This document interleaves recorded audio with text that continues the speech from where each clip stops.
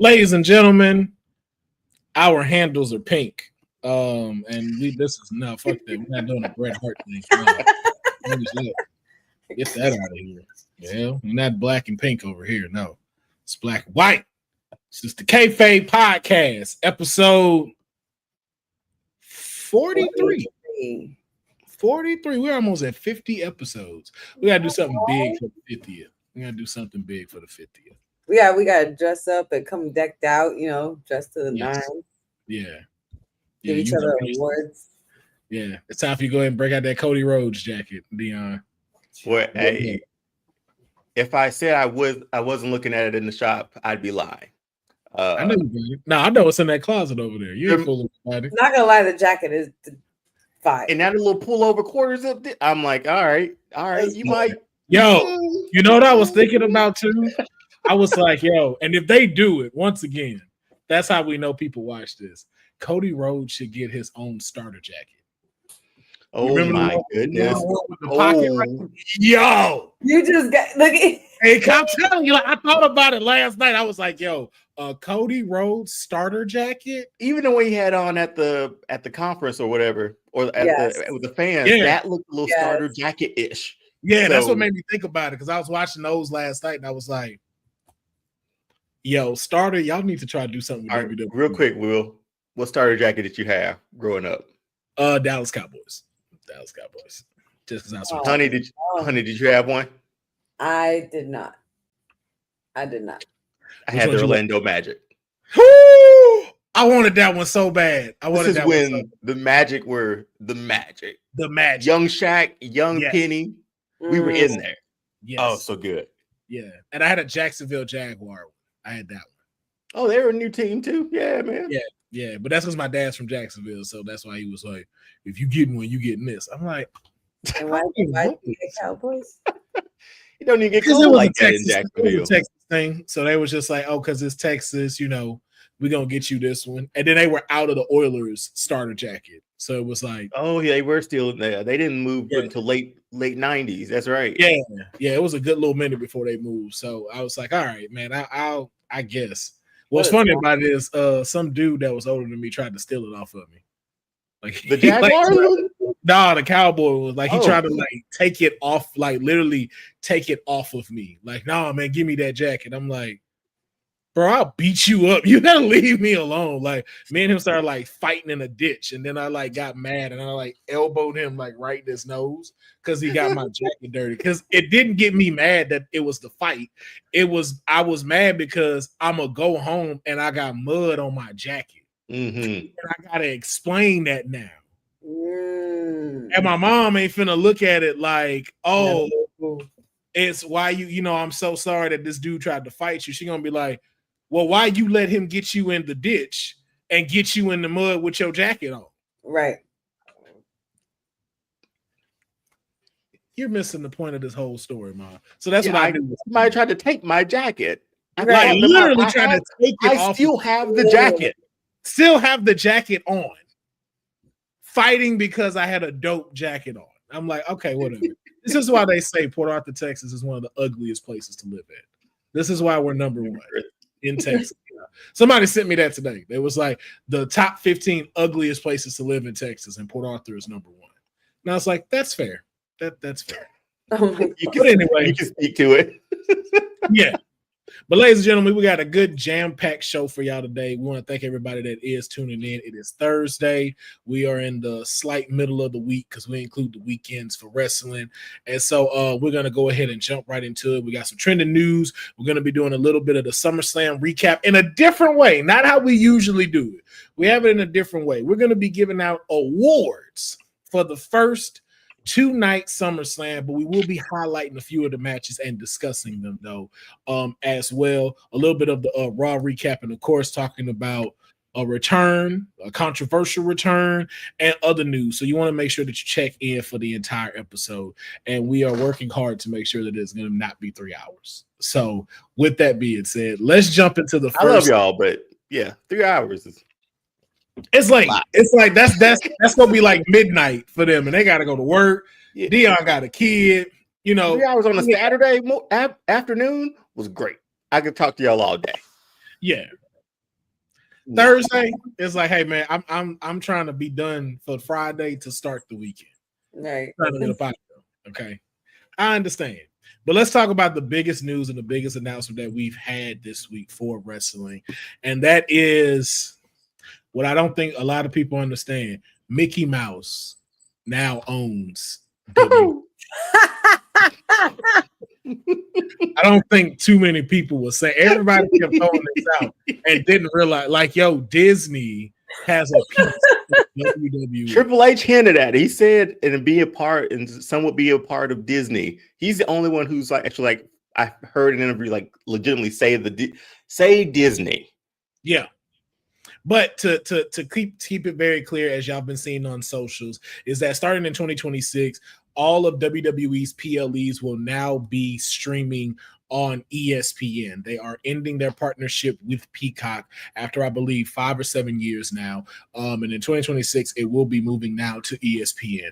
Now, there's a lot of controversy going around about this because, and a little bit of confusion as far as how is everything going to go now when it comes to this? Because people are being told that you have to pay an additional $30 for these PLEs. Some people are thinking it's $30 a piece. It's a lot of misinformation that's going on. So from what we have heard is that ESPN will be streaming the PLEs, and this is how the breakdown goes. Now, if you have ESPN as a part of your cable package, you do not have to pay. You will be able to have these PLEs to you free of charge. And in fact, that some of these PLEs will not only be streaming, but will also be shown on the ESPN channel on regular cable. So you can go to NUMP channel, I think 32 for me in Texas, and you could be watching Money in the Bank right there on your cable channel. Now, for those that do not have cable, like myself, and if you have ESPN Plus, this does not abide to you. Mm-hmm. You will have to pay an additional $30 for you to be able to watch these WWE PLEs moving forward into 2026. So I want to get y'all initial thoughts on this announcement. We're moving from $10 a month to watch WWE PLEs.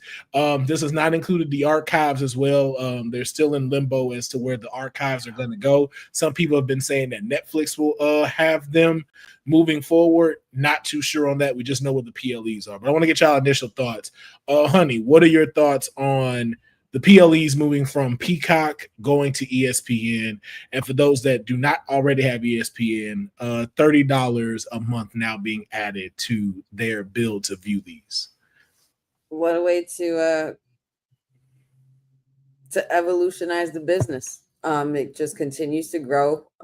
It's a pretty lucrative deal. We talked about this yesterday on Women's Wrestling Talk with Boss Lady, you know, how there is potential to bring in new viewers as well from other promotions and other audiences as well around the world. I think it's actually pretty cool. I'm still waiting to see the details like everybody else. I'm trying not to get too crazy about what I'd have to pay to watch the product or what would have to be done. Just wait it out and see exactly what the logistics of it will be. But it's pretty much it pretty much goes to show you that WWE has no intention of stopping, and they're just going to continue to grow from here. I just can't stop looking at this picture. It's completely threw me off from the beginning because right away I'm thinking of Mickey Mouse from South Park, and I just can't stop. Like with the whole Brothers episode, so I can only imagine like that Mickey Mouse like sunning the hell out of Triple H in an office somewhere, like in his Disney Castle office somewhere, like something, I don't know, but yeah. That's Macho Mickey, Sage D. That's Macho Mickey. Macho Man Savage. Yeah. Yep. That's Mickey Savage right there. Good old Mickey Savage. Deonne, your thoughts on the initial announcement? Again, I think the release of it was just convoluted. There weren't enough facts just from the initial push or press release from it, even though that we had Cody, Triple H, and Roman all on ESPN, it just felt a very vague still. So it left a lot of questions. So that's what I was left with when I first heard it. But then after reading it yesterday and then hearing you sort of sum it up, my thoughts always go to where's the archive going? Because as a person who enjoys just watching, like I'll randomly pull up a Raw from 96 that I want to watch. And that's been difficult to do as of late because of Netflix, and some stuff's on Netflix, some stuff's on Peacock. It's very disjointed. They're everywhere, which is okay. You have to be where your fans are. I get it. And be able to bring in potential new fans. But boy, I just felt we're scattered. We're still stretching thin over when it comes to streaming, when it comes to just daily, like a weekly watch of wrestling. Like I got to go to Netflix for Raw. Again, we had this channel changed years ago too, and then buy pay-per-views. But now it's all streaming. And I'm on Netflix on Mondays. I'm on CW on Tuesdays. I'm on USA on Saturdays. Now I'm going to have to go to ESPN for $30 subscription now for the big, well, I guess 4 or 5. Mm-hmm. Mania, Rumble, Money in the Bank, Survivor Series, right? Is that and SummerSlam? No, SummerSlam, Survivor Series. Yeah, so it's like, I don't know, man. It just seems. I wish the release and the rollout was a lot better, but we have a few months left with Peacock. I'm sure more details will come out as we go, but it's getting pricey being a wrestling fan a little bit now, man. A little pricier than before. I saw a lot of stuff online with throwing up the $9.99 flags and how we had it then, which wasn't cool, but things grow, things evolve. WWE's as hot as it's been in a very long time. They're cashing in, somewhat to the detriment of the fan to a bit, but I understand it. They're a business. You look at the mat, they're a business now. If you're gonna be a fan, you got to do it. So I'm still waiting just to see how that rolls out. But I do have a question. So Mania is in April. I don't have ESPN. Can I just buy Mania for like $30, like a subscription a month, and then just cancel my subscription? Is it month? I'm sure it's month to month, right? Yeah, it's monthly. I don't do ESPN like that anymore. And I'm sure they'll have tie-ins and stuff with other stuff, but I don't know. We'll just have to see, man. I don't want to overreact yet. I just want to know where my archive at. I want to know where I can watch Doink the Clown, Whoopee Cushion on Monday Night Raw. That's all I need to know. That's and for a long time I haven't been able to watch that because stuff is split up on Raw and Peacock on Netflix and Peacock. So just let me know what my archive is, man. Just give me that. Give me that. Yeah, I don't know why people are complaining so much. I think this is one of the things of what people got to understand is now you're starting to see what the international thing looks like. Because with ESPN, this expands so much now. And to a lot of people's point, like a lot of these VPNs no longer have to be used. So now it is even more across the water for people to be able to view this content even further. Like, Monday Night Raw moving to Netflix, that was a game changer for them because now the international crowd can watch them rather than missing out or having to go try to find it on something else. And again, they've already been having to watch a lot of this stuff on different cable channels. Like I think like FSN Sports and all these other things. So it's like now we're getting what they normally had to deal with now and the stuff moving across. And then another thing too, even with the $30 a month, it's like, okay, if we're staying in the realm of how WWE is moving now, $30 is not that bad. Especially if you really think about it. Like for August, you're getting 3 PLEs. You would have gotten SummerSlam, you're getting Clash at Paris, and most likely you're gonna get an NXT PLE. That's 3 PLEs in 1 month. So you're literally just paying $10 for each of them. So if you want to keep it, you can. And if not, too, you could always, I think this is another way of them pushing to keep cable alive. Because now let's say, for instance, like I purchased Sling and I have ESPN as a part of Sling.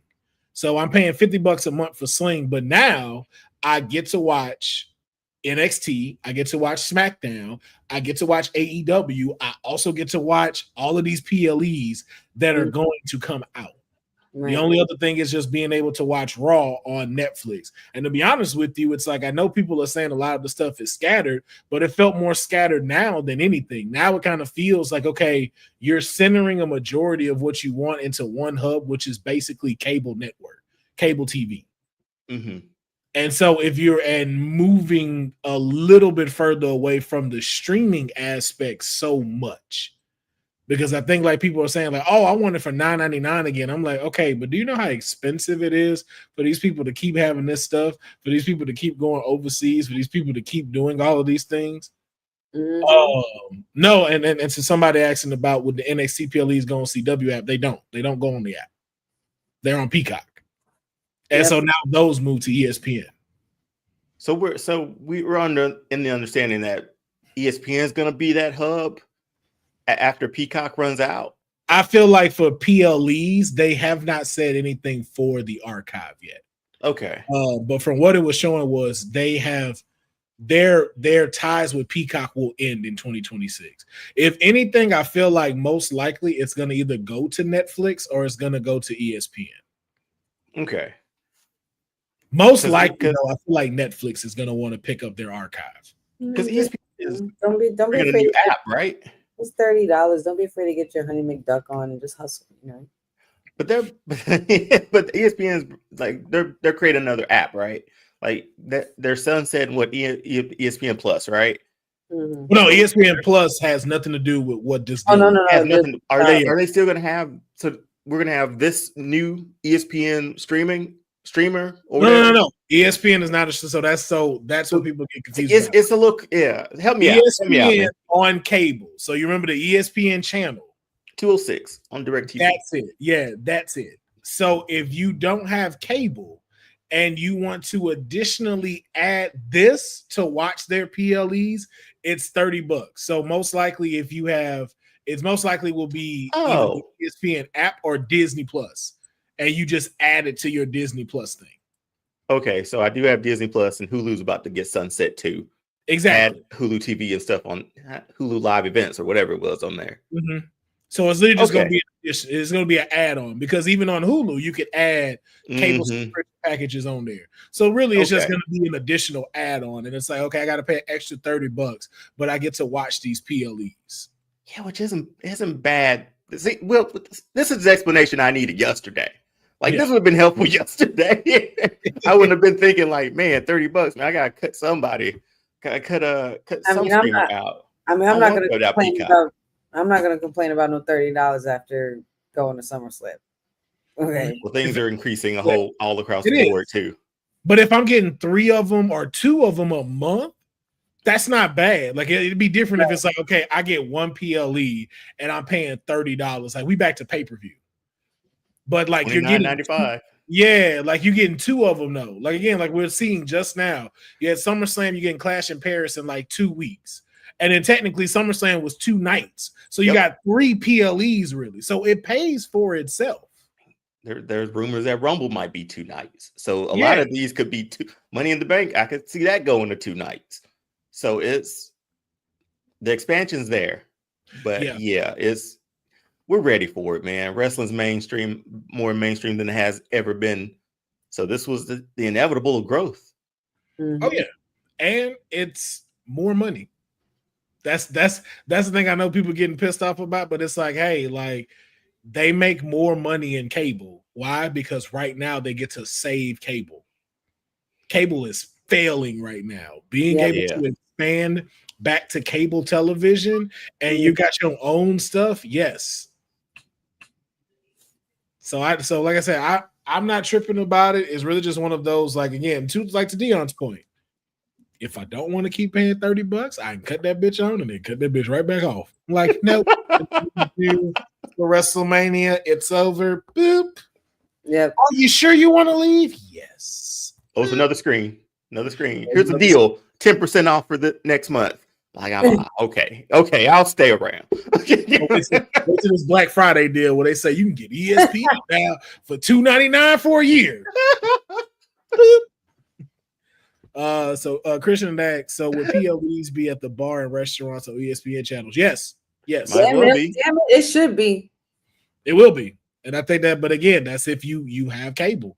And again, there's cable apps that you can get. Like I said, you can get Sling, you can get Comcast, a couple TV. of other ones and stuff. YouTube TV will you still have to pay an additional $30 with For YouTube real. TV. Oh, Yep. okay. Oh well, that's understandable. Yeah, so that's understandable. And even like to send deals for. My only question is ESPN really the biggest destination that TKO can manage? Yes, because it's worldwide. It still is. It's no worldwide. matter what happens with ESPN, they still are. ESPN is worldwide. Like they show everything. Like that's where the World Cup gets shown. That's where the MLB, the world, their stuff is shown. That's where the NBA finals get shown, along with ABC. So like that's where everybody can go and watch this. You don't have to connect the VPN anymore to be able to watch this stuff. And so, and then two, they don't have to have a server for it. Like I know a lot of people are just like, man, go back to the WWE network for $9.99. You know how much it costs to keep all of that on their own servers? That's where it was. That's what what cost of them doing it. The cost of them doing it, I promise you, if they did it just themselves, you would not be paying $9.99. Believe that. Mm-hmm. You would not be paying $9.99. And if you remember, when it was $9.99, you didn't have everything on there. They had to continue to add stuff to there. They would announce like, hey, we just added the whole series of the Monday Night Wars. Or it was like Monday Night Raws on there from 98 to 2002. And it's like, well, the rest of it. Because again, you only got so much space that they can be able to put on there without having to charge you more. So again, as more details drop and we learn a little bit even more about it, we'll continue to cover it here on the Kayfabe Podcast. So we're going to move on now, though, to SummerSlam. 2 nights. We're not going to recap both nights. We're doing it just a little bit differently. We're going to be giving out awards that cover both nights, but we will address a couple of the standout within SummerSlam. But the first thing that we do want to talk about is one of our hosts was in the building both nights. Not one, but two. Yeah, not one, but two. The Honey McDucks were flying everywhere. The coins were falling down the stairs. I think Jey Uso slipped coming down and slipped on one of her coins by mistake. She threw that bottle at Cody when he went through the crowd. I saw it. Yeah, that was her. That was definitely her. Definitely her. Honey, thoughts on being in the building for SummerSlam? MetLife Stadium, first SummerSlam 2 nights in a row. Yeah, that was also my first SummerSlam personally. So that was pretty big. Patch and I had a wonderful time. We ran into a few friends, had a proper tailgate, visited the Superstore, waited 2 hours in line, for just to get get into the Superstore, see what we could get out of that. Yeah, man, what a great experience. I can't even begin to describe to you the level of the noise level of how high it was when those moments happened at the end of both nights. Like it was absolutely bonkers. I was bonkers. I had no voice. I'm still kind of recovering. I'm still tired. I haven't gotten any rest. I went right back to work. So it's just, it was just a great time. I'm kind of sad that it happened. I wanted it to go slower than it did, but it was it was so much fun. I'd do it all over again. And it did seem kind of quick this weekend. It did, man. It did. It just came and went. Like I'm looking at before I knew it, Seth is cashing in. The next minute, Cena's giving us a salute. And you know what? By the way, I'm a little upset about that. That's the one thing I'm kind of upset about. We're gonna get into that. We're gonna get into that. I know we, but I was just really expected to see a certain kind of Cena at this SummerSlam, and I was just like, damn it, I just missed that. Oh no! I wanted to see heels. We'll talk about it. It was to say we're gonna get to it. Okay, I'll come down. Yeah, we will get to it. But I mean, regardless of what, I mean, it was such a fun-filled night, and yeah, man, shout outs to Jersey. It was pretty packed in there. We were in there. saying like I showed out like sound wise and stuff. So, but the way that we're gonna recap SummerSlam is we're gonna go through some categories, and then you will select from both nights one time, just one, for each night of these categories on what stood out to you for SummerSlam.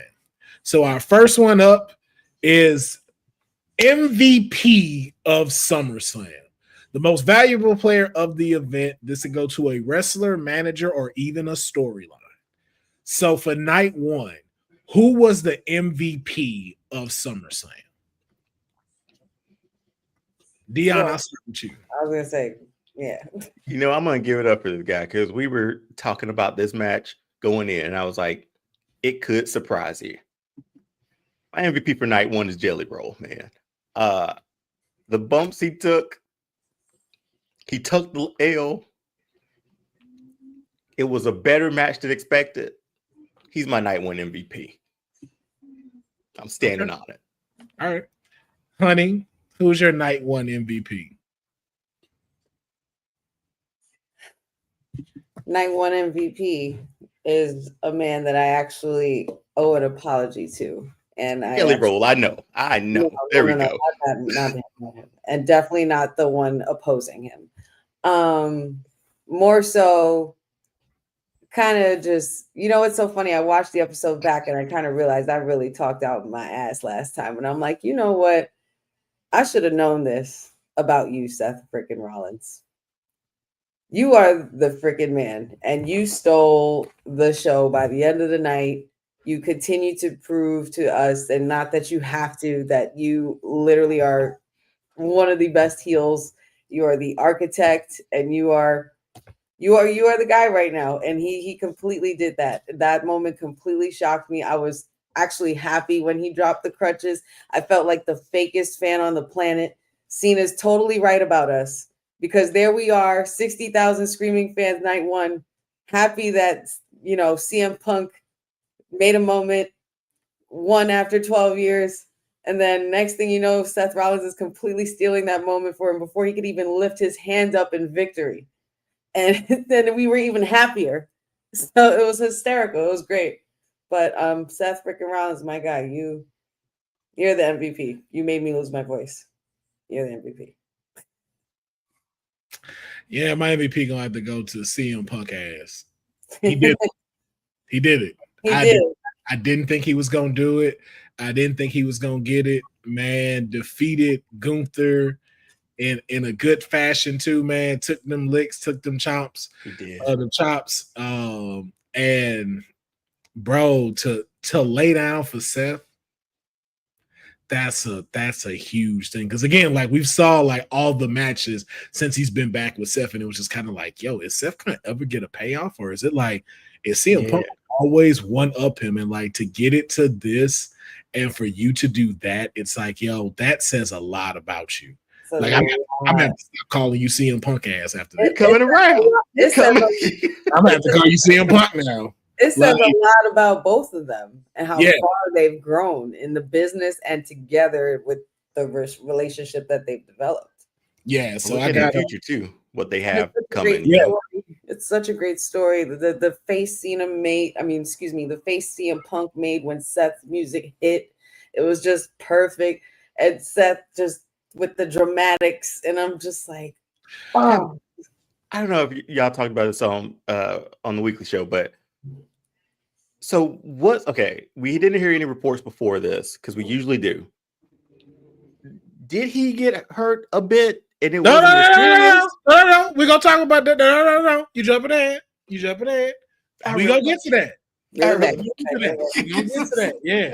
Keeping this structure. You said 2 hours. Not letting y'all get us off the rails. It's hard not to with all this. Exactly. We but don't get me wrong. It's one of the ones that are highlighted that we will discuss. Okay. So night 2, though, who was the MVP of SummerSlam for night 2? Honey, let me start with you. Oh, MVP of SummerSlam night 2, man. Shit. Now you know what?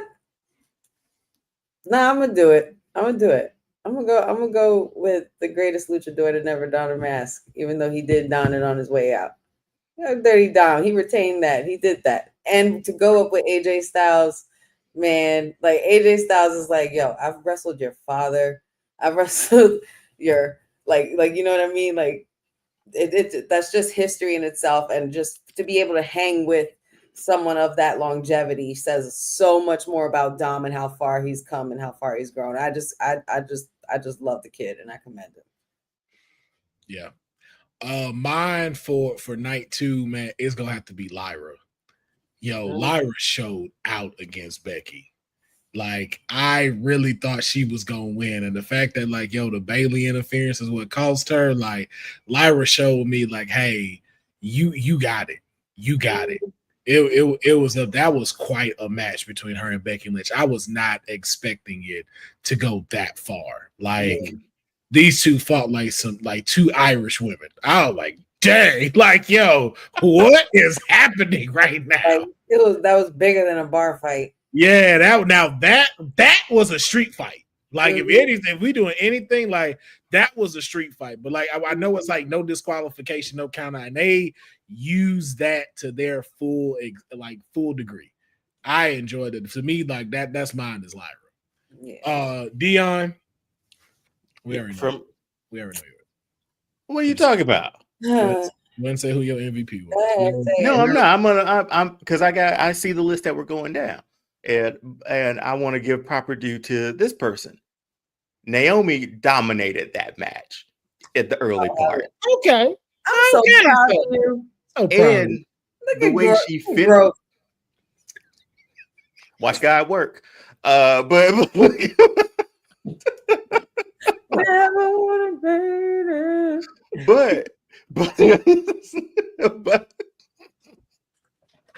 come on, guys. We're 2 hours, right? But Naomi, by far, man, she dominated that match. And the way that she, from her entrance to her finisher to her finish, it was perfect in character, storyline, everything. Naomi was my night 2 MVP. Shout outs to Naomi. And shout outs to her dad. Yo, that entrance was fire. Yes, yeah. So great. So that touching. Music suits her so well. Like, it's wild to me. Because we've heard her last 2 tracks. That theme song is sick on the headphones. It is. And we have that as a category too for SummerSlam. But we're gonna move into the next one. Best high flyer. The wrestler who delivered the most impressive high-flying spot or aerial moves. We had a lot of people go to the top rope at SummerSlam. I won't divide this into a night 1 or night 2. I just want you to give me like, who did you give it to as the best high flyer of SummerSlam?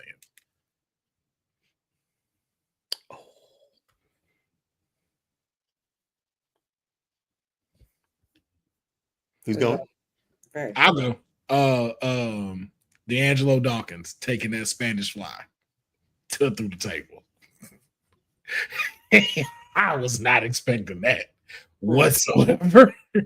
Is what? Oh yeah, that man took a Spanish fly outside the ring through a table and hit it perfectly too. Like, there wasn't that much room from the barricade. No, bro, and it was close. I'm like, yo, who? That's me. That was my best high flyer. Okay. Cindy, I understand. I get it. Cindy will going to yell at us if none of ours is Io Sky. Let me go first. Because it was Io Sky for me. It was? It wasn't. Oh, it wasn't. Okay. No. It wasn't. No, it was not. With prime bottles in hand and shades over on his face. Yeah. 5-star frog splash with jelly roll through a table. You can't deny that, honey. Turned in the air. I'm not. I didn't say anything. I saw your head do that. Come on, you can't deny that one. I went like this. I went, yeah. I don't want to admit these things. I don't want to admit these things, but I won't deny that. Dude, I mean, that dude's a highlight reel, man. He is She didn't know what to say. He is. He is. Okay. Mm-hmm. But that's mine. That was my best high flyer moment. I enjoyed that. Yeah. Honey. Logan Rhodes. Logan Rhodes. No. Logan Rhodes. Logan Rhodes. Logan Rhodes. Y'all are, it's so funny. It's funny how growth works. Okay. I'm going to go ahead and say Fraxium. Collectively. Oh, just all together in the match? Yeah. Did they have everything they did?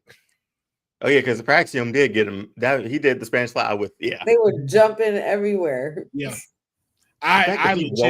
between them and Montez Ford, and then Ciampa hanging on the thing. Like it was just but collectively, if I'm saying best high flying out of all of that, I would have to say Fraxium. Yeah, the fact that like Nathan, I'm sorry, I love you. Don't. Yeah, Nathan Frazier rolls out of that. Yeah, exactly. Like Cindil, do you like so over the moonsault versus a Spanish fly through a table in a TLC match at SummerSlam? Right. I see her do that every Monday. That's all I'm saying. Best high flyer at SummerSlam Exactly. Like Cindil, like come on now. Like we know she's the genius best of the sky. We know she's the best high flyer. She's automatically that. Like that would be too easy. Not taking that away, but like there were a lot of dope spots. High flying wise. You know what? I even enjoy seeing John Cena's flying leg drop again, man. That was so. I'm so glad he pulled that out. I was so glad. I was not expecting that. I was like, Cody took that well. He got up on it too. John got up on that one late in the match. Cindil says it wasn't the over the moonsault though. It was the way she took those hits from Naomi.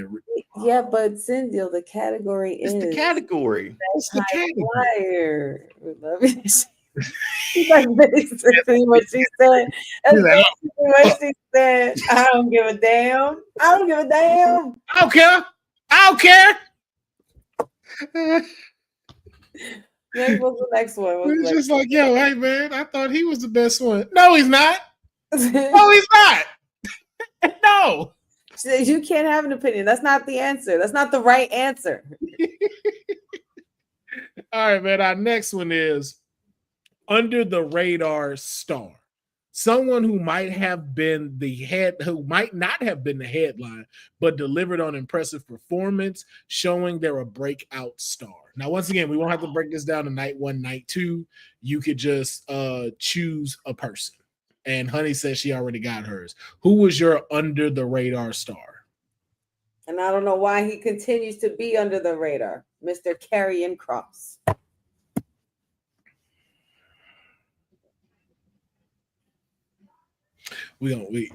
That's one of the things to talk about later. I'm not gonna fully jump into it.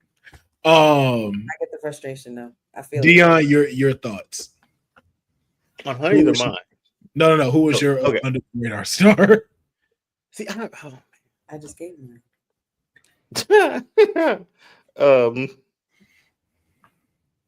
Oh shoot, man.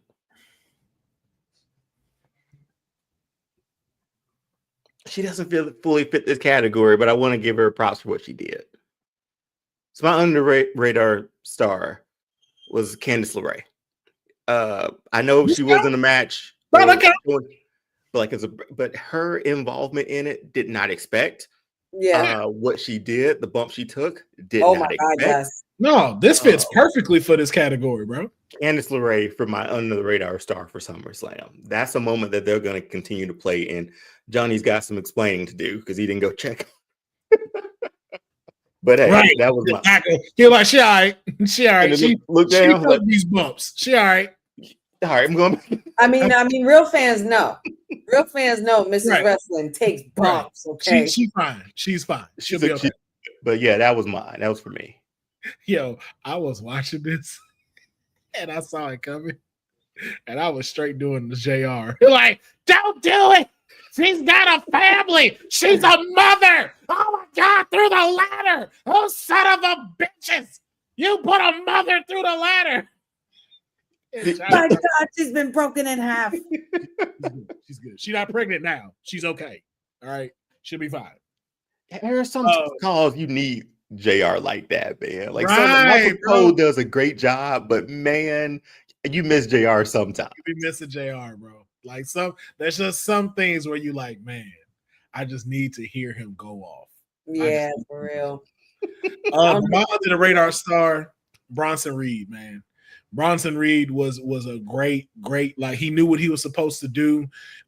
He played his role the way he needed to play it and everything. And I thought he did a fantastic job. I was still a little bummed that it only took one Uso splash to take him out. I thought he deserved better than that.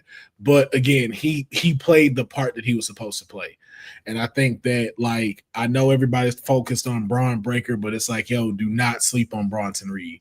And he's showing you that I'm not finna let y'all steamroll me over and forget about me. I'm going to keep remaining relevant.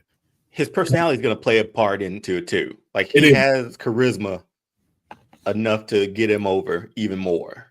The tribal thief, man. But yeah, so we're going to move into our next category. The holy-ish moment. The moment that made fans stand up and scream. Could be a crazy spot or an unexpected turn of events. So what is your holy-ish moment for you? This one we could do both. Night one, what was your holy-ish moment? I'll start. Goes without saying the cash in. Like that, by far, that was a highlight for night one for me. Like that was a moment because once he dropped those crutches, you were like, okay, man. He stole the night. We were all bamboozled, hoodwinked, run amok, like everything. And so, yeah, for night two, I still say Lesnar. I see the finales of these shows were both quality, holy shit moments. Yeah. Honey? Both. Same exactly. All right. Well, I won't do the obvious ones then. Only because I was there, man. Like, my head blew up. I was a little bit.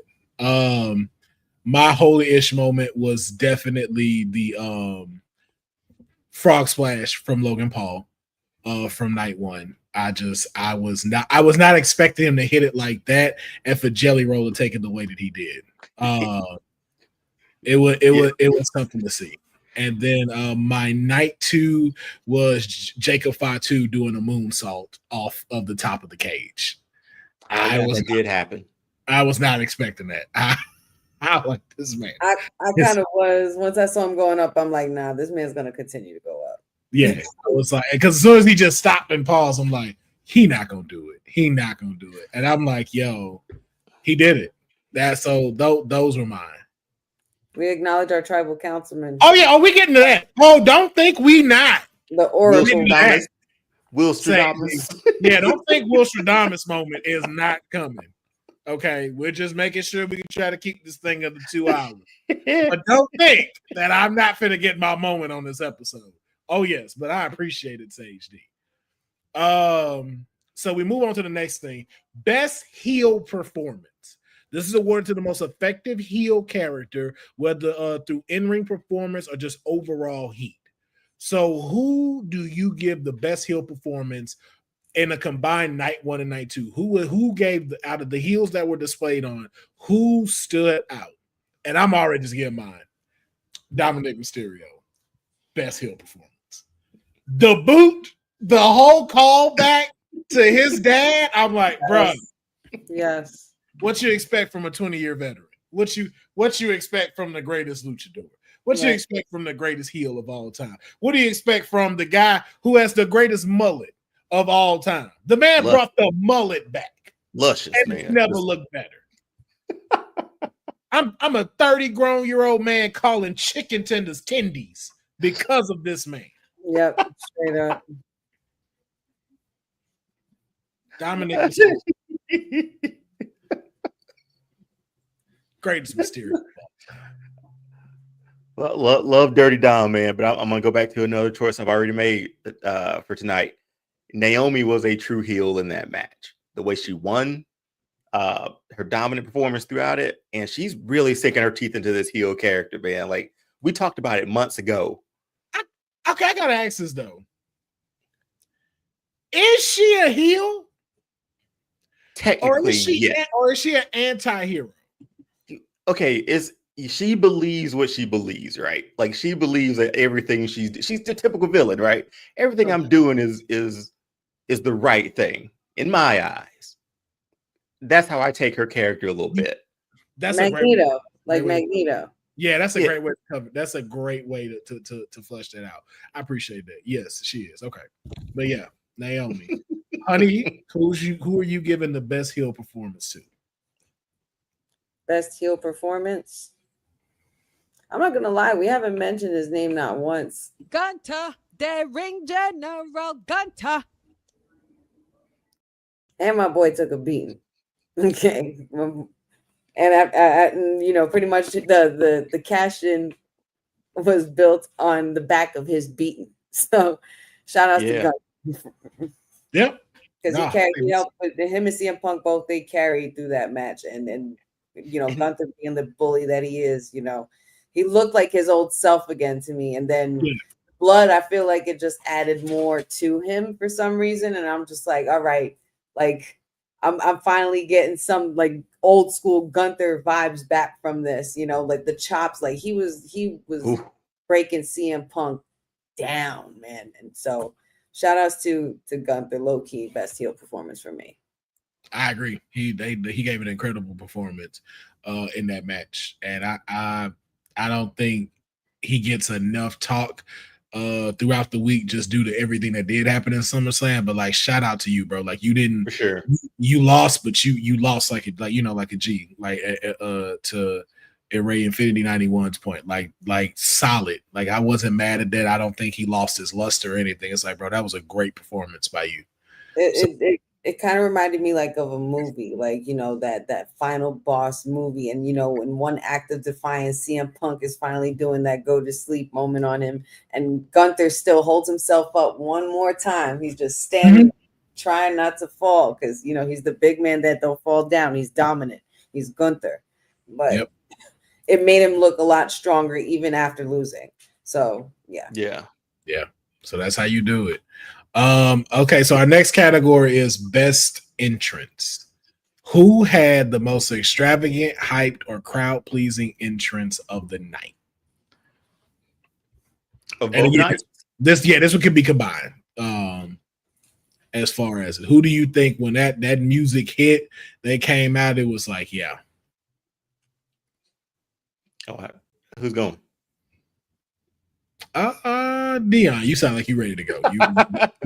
You just seem like you got yours already fired up. So once that Tron turned from John Cena to his logo, that was the best entrance of the weekend. And I just the way it came across TV, honey, you can tell me when you were there. That crowd, y'all were the loudest I heard all night. I've never heard continuously loud. Especially in MetLife and how big that place is. His music hit, it was loud. Then when we saw him come out and the way he looked was loud. I'm like, dude, this guy looking straight up like Arthur Morgan on steroids. It got louder when he took off running. Yeah. Like that was like it giving me goosebumps. It giving me goosebumps thinking about it. That was Let's go to work. Best entrance, boy. He gave. I ain't gonna lie. I almost teared up like while Alicia was doing his Cena's intro. Like I almost dead teared up. I'm like, bro, this is it. Like the last Cena SummerSlam moment and last one champion. Yeah, man. Like he knew he was gonna. He was eating that. Hold on, honey. See, you doing it again. Sorry. You're right. Let me reel it back. Sorry. Reeling it back. I was just really excited. Who is your best entrance of SummerSlam? My best entrance of SummerSlam. Oh, I mean, there's no party like a main event party because a main event party don't stop, and it pretty much kicked off the party for the whole weekend. And I'm gonna say Jay freaking Uso. Seeing like 60 plus 60,000 plus just yeeting and going crazy, and him still coming through that crowd, through that stadium. I was like, all right. But he was jamming, he was having a good time. Like we were all everybody's just like gets so crazy and so happy to see him. Like he just started it off for everybody, and then the whole with Roman was quite the treat. I didn't get a tribal yeet, but it was a vibe for sure. So best entrance, of course, got to go to Jey Uso. Gotcha. My best entrance has got to be Naomi. Man, being That out pops, there, man. ads playing her in, like come Very on. wholesome moment. Yeah, man. I just wish she'd have had more pyro or something going on. You know what? No. You know what it is? I wish she'd have got her entrance at night. A later match. Like when the sun was down, all that with the yellow and all the lights going, like, that would have been something to see. Time out. Also, to add to that, my best entrance would have been Wyatt 6, but they wanted to put that match early during the daytime. I'm not sure why they didn't wait till the nighttime for all the Fireflies to come out at the proper time, because it looked a lot better for the match. That would have looked wild. That's a side. That looked great. That's a hot take and a side note. I'll stop now. No, a stadium like that with 60,000, that would have looked dope. Now, Deonne, how many categories we went through before she finally broke? Oh, we got further than we thought. I feel like. What do you mean broke? She broke. Broke what? We told you get one pick. No, I said it would This is Honey right now. No. That you would have. That's you. That's you giving another pick. Oh God, I wasn't choosing that. That's a Deonne. Watch. She gonna do 1-1. She can't help it. She gonna do 1-1. I didn't think that. How far we go? But that's not a pick. I said it would have been, but it's not. See, that's how you preference your stuff, honey. You give what you want as preferences. It would have been, so you get them in, but then you're like, but it is. You realize that time is going by as you keep picking on me when we can go into the next category. I wanted to make sure that was shown. I was like, she gonna do it. So I'm like, oops. We was almost done. But if you didn't bring up that fact, that thought wouldn't have came to my head. So I don't know. I don't know what to say. We just gonna move into the next category. We gonna move it on.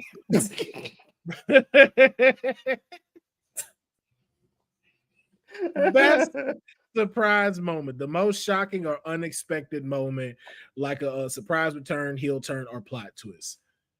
I don't know if that's gonna get an obvious one. I'm gonna give one that's a little different. I was very surprised that Jey did not beat Tiffy. I told you I wasn't gonna That's for another category, but yeah, I understand you. I was very surprised about that. Yeah, and I'm gonna talk about it more later. I don't want to get too much into it, but yeah, I was very surprised that did not happen. Honey, best surprise moment. Definitely best surprise moment for me was Brock Lesnar, because I wasn't expecting to hear that music, and I wasn't expecting. We've had so many conversations since the whole thing about him and. Would WWE do it? Would they not do it? And the fact that they did do it was like, oh shit. Okay. And yeah, so that had to be Brock. Like, it was shocking as hell. It really was. Yeah. Deonne? Trying to think of others, but I'm just gonna go with the cash in for night one. That was still. I mean, come on, from a surprise standpoint, I think that we were all bamboozled on that one. Some of us were bamboozled on that one. Some of us. Your ass was ready with what? I'm kidding. I'm totally kidding. Yeah, I thought about it too. When that cash in came, I saw a meme that I found was so funny. When CM Punk was holding it up, they was like, when you finally get the girl you want, her ex show back up, and his music. That's the best. That is the best wrestling meme. That's hysterical. Because they stayed on his face as he was. Yeah, you could tell, man. And what sold it so well was that match was so hard hitting and a tough one, Seth Rollins coming out and getting one stump in a Chelsea boot was enough. And in man my head, in the whole a Chelsea boot. And in my head the whole time, I'm like, first of all, you can't have SummerSlam without Seth. And two, there's no way that you're bringing this man out just to show up in crutches and walk out. There's no way. It could have, but again, it could have easily happened. They did it on 2K. They did, exactly. It had to be a nod back to 2015 when the first time it happened. This time it was done in a more dramatic fashion, and it was perfect. It was a performance of a lifetime. Yes, but we'll get more into it in a little bit. The biggest L, the wrestler, team, or faction that had the most disappointing or unfortunate performance. Yeah, it was Jade for me. I'll jump in. It was that. Like, I didn't expect her to lose. I don't think a lot of us did. If not now, when? I think that match was what? I think somebody tweeted out was 7 minutes or so. Like, that was a short match.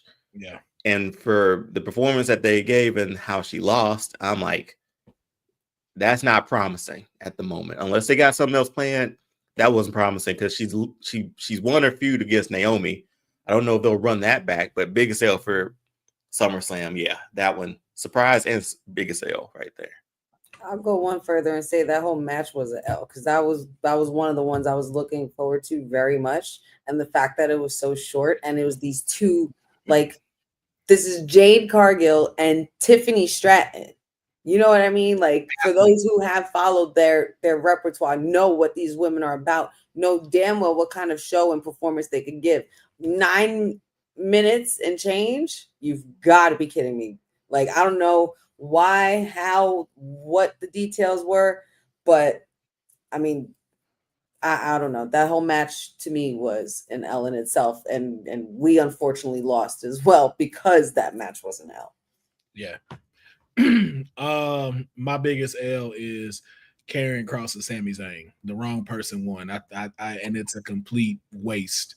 I was very upset. I was very mad at that match. It was one of those, like, you could have let that happen on Monday Night Raw. That's that was a waste of time, and that time could have went to Tiffany and Jade's match if that was the case. It just a complete fumble of storyline and everything. Like, what was the point? could not stand that match whatsoever. I was very disappointed in that too. Yeah, I think that was the biggest L for me. But we're down to, I believe this may be our last category, match of the summer. Now, we know the endings were great, but who had the match of the summer? Not for night one, not for night two. Overall, who took the show? This is easy, right? Is this not easy? Oh, that's not the last category. But yeah, match of the night. Which one you got? You seem like you got your pick. What was the best match? These boys made up for WrestleMania in ways that I didn't imagine that match going. Cena and Cody killed it for me. Like, they did everything to each other. It was, I think the biggest thing I take away from that match is Michael Cole said, Superman meet Superman, or something like that, he said. And I was like, this is the match that we're having. Two of the biggest baby faces we had in a very long time. Well, one of the biggest, and then obviously a legendary baby face. They gave us a match that I don't even remember the WrestleMania match anymore. I don't want to. This is their match for me. They went through the crowd. They went up through Cody's elevator. Cena, look at that image there, man. It was Cena holding him, and then AA'd him right there. Like, that was a fun match that whole night. Good storytelling throughout it too. I thought y'all were gonna turn on Cody for a little while, but he got y'all back at the end. But yeah, that was my favorite match of the summer. Not surprising, but understandable. I'm consistent, if anything. Yeah, never said you were. Honey, match of the summer. You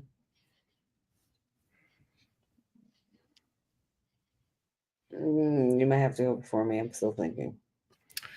Match of the summer for me was Becky versus Lyra. You really like that one, didn't you? That match had everything you needed. Bro, they wrestled. They beat the crap out of each other. Like, at one point, I thought Lyra died in that match. Like, when she had that chair on her and she stomped that, I thought that was ugly. That was That was nasty. harsh. Yeah. Lyra and Becky just did, like, that was the one match where we all was like, yo, get this over with, wrap this up. And it was like, oh yeah, y'all wrap this up. No notes. Both of them leave strong. That was an incredible match. I'm not disagreeing with the Cody and Cena thing, but it's No, I understand. Yeah, but like for what it was, like with a match, if you want to check off all the boxes, they did it. When she jumped off that ring and leg dropped Becky into the table, I was like, she came out of nowhere, boy. Out of nowhere. I'm like, yo, these two are cooking right now. That was like a classic RVD just out of nowhere. They were on one. Like, I will say, like, again, like I know, like I forgot that part. Yeah, like I know, like the Cena and John thing was like a great rivalry. The CM Punk and Gunther thing, you know, like they only had so much to build it up, but they still did what they need to. But like this was one of those, like this was a great conclusion to that story that y'all have given us for the last 4 months. True. Like that's how you end that off. That's how you tie that up with the bow. Not that bullshit you did with Karrion Kross. This is how you. It would like. I'm not comparing the two. Not saying they're neck and neck, but that gave me CM Punk, Drew McIntyre vibes on how. Oh yeah, Hell in the Cell. Bad blood, yeah. That's what I'm saying. Not comparing the two, not saying that right here, but I'm saying like that was the energy I got from them, and that was my match for me. Honey, do you have your match of the summer? I think I do, and I'm gonna have to go with the TLC match at SummerSlam. That was a lot of fun. Crowd interaction was awesome. Obviously, we've been seeing these tag teams go at it for quite some time. You know, between Hot Potato and the tag titles, and now with the Wyatt Six now on top, and having a successful defense too. You know, their first successful defense, and being that it was on the eve of the Fiends. If you really thought about like the real intricate part about it, the Fiends debut anniversary and such like that. So it was really cool to connect and with the Fireflies and all that stuff. It was awesome. And of course, TLC at SummerSlam, MetLife. Say less. Right. They did what they were supposed to do. And there were a lot of teams up in there. Like there was bodies upon bodies upon bodies. It was just chaos. It was everything you needed for what a TLC is supposed to bring. It was the best one in a while that I've seen. There was only two things that I didn't like about that match. Not even going to say I didn't like, but that would have made it even better. So I don't want to say like it was a bad thing. One, it was something I noticed about those matches is that this one was more spot heavy than a match. So I miss seeing the wrestling dynamic between all of them. Like I noticed none of them did any of their finishers in this match. Like none of these like actually wrestled each other. It was really more of like ladders, table setup, do this spot, hit this spot, hit this spot. Okay, we got to wrap this up, go up for the titles. Like I would have loved to seen like, yo, give me Rey Fenix and Andrade's combined finisher now if you're going to make them a tag team. Let me see Fraxium's like finisher, anything. And then the second thing I would have loved, again, this wasn't required, but I would have loved if, since we got Candice and them to interfere, if the Hardys and the Dudleys would have interfered. Because it was right there. The Dudleys were right there too. Come on. I'm like, yo. Even setting up a table. Like jump the barricade, let the boys set up a table. Keep Jeff far away from ladders. Keep that man. I don't want him nowhere near it. Like he stay where he at. Give me something. Give me a looking to jump off stuff. Give me a twist of fate. I was just like, they right there. Those moments were there. You're right. And we got the TNA partnership. Like, why not? Like y'all announced it, so it's like, come on, they right there. But that was it. That was my note. That was like it wasn't necessary, but I think that would have sent that TLC match over the top.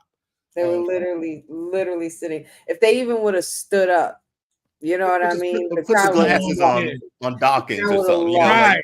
If Put the one of them glasses would have, on. like if Johnny Gargano would have went mess with one of the Dudleys or something, like just a little bit of something.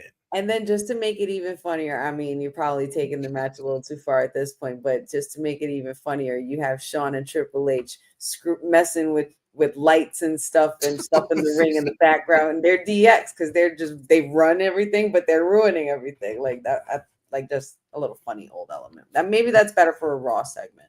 But Dudley's a hard to hear word there for that. I'm with you on that one, Will. I'm on board for that one. Yeah. There's opportunity there that we were like, and they're gonna have their final match somewhere down the road, right? October, Bound for Glory. That's what I'm saying. Michael Cole mentioned it when they were showing them. So I'm like, come on now, we can't get them at least standing in the ring with each other. To hear their music play was awesome, though. I will say, like, to hear their music play, I was like, I don't think, because honestly, personally, for me, I don't think I ever heard the Hardy Boys music theme live. So that no, we did in Vegas, and I was you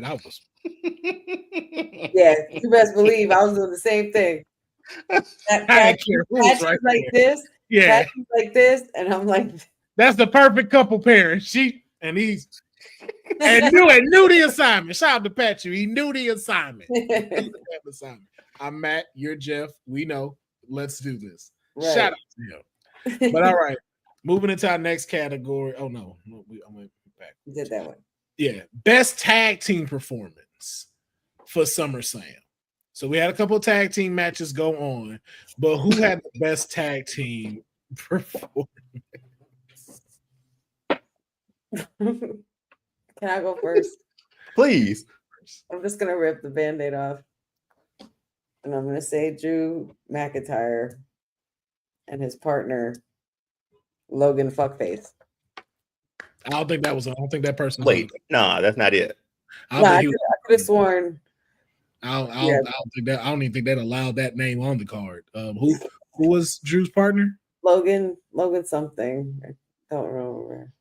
Logan Small. We're at an hour and 7 minutes, honey. Drew McIntyre and Logan Paul had the best tag team performance.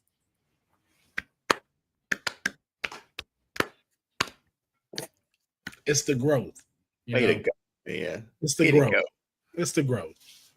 They did. They really did. They truly did, though. Like, despite my feelings on the guy, he's an absolute star in that ring. Like, he's got something crazy cooking, and it's like, I hate it, but I like it, and I hate that too. I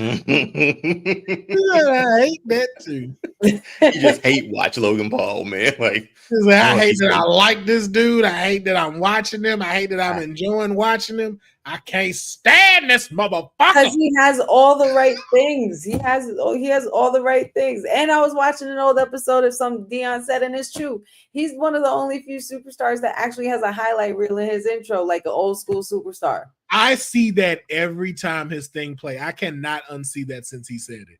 Every time I'm like, yo, he really do had the only one that got a highlight reel. I like, yo, I've like she's right. Ever since you pointed that out, bro, I haven't stopped being able to pay attention to it. And the more I see him, the more I'm like, dude, you really do belong here. Honey, like, I hate that you're so good. Like, at what you do. And you know what? That's exactly how I used to feel with The Miz, man. It used to be like that with The Miz. It used to be like that with Cena. Like, you know what I mean? But yeah. This one, the growth in this one is insane. Yes. Also, completely off topic. Y'all know how I live in Gotham, and for some reason, every time I get on, all these sirens and stuff. And noise wants to go off. Is that a light? I just saw a light flash. Probably. I now realize why. I live around the corner from a fire station. Well, there you go. I did not know that till yesterday when I was passing by. Like, I literally am around the corner from a fire station. And like tucked in, like you don't even realize it's there till I pass by, and the doors were open, and I was like, "Is that a fire station?" I was like, "I gotta move. Does this mean we all agree with the same tag team performance? No, absolutely not. You're gonna ride that one with yourself. Mine was Alexa and Charlotte. Best tag team performance. Them girls put on a performance. They were great. They they're the new women's tag team champions. I think they had a tag team performance. Yeah, that was mine. Deonne? Same. I had the same one picked, but yeah, I'm not gonna go off. That was my pick as well. Alexa and Charlotte. Yeah, loved it. Not gonna pull a honey here. Yeah. Alexa and Charlotte, but let me tell you about. But my other pick I did have, but but I decided to choose this one.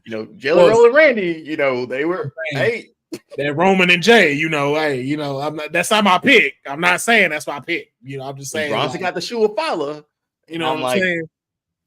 Him and Braun. I didn't pick that one, but like if in the alternate universe, I would have. We were able to have two selections, and I got to say it would be that one.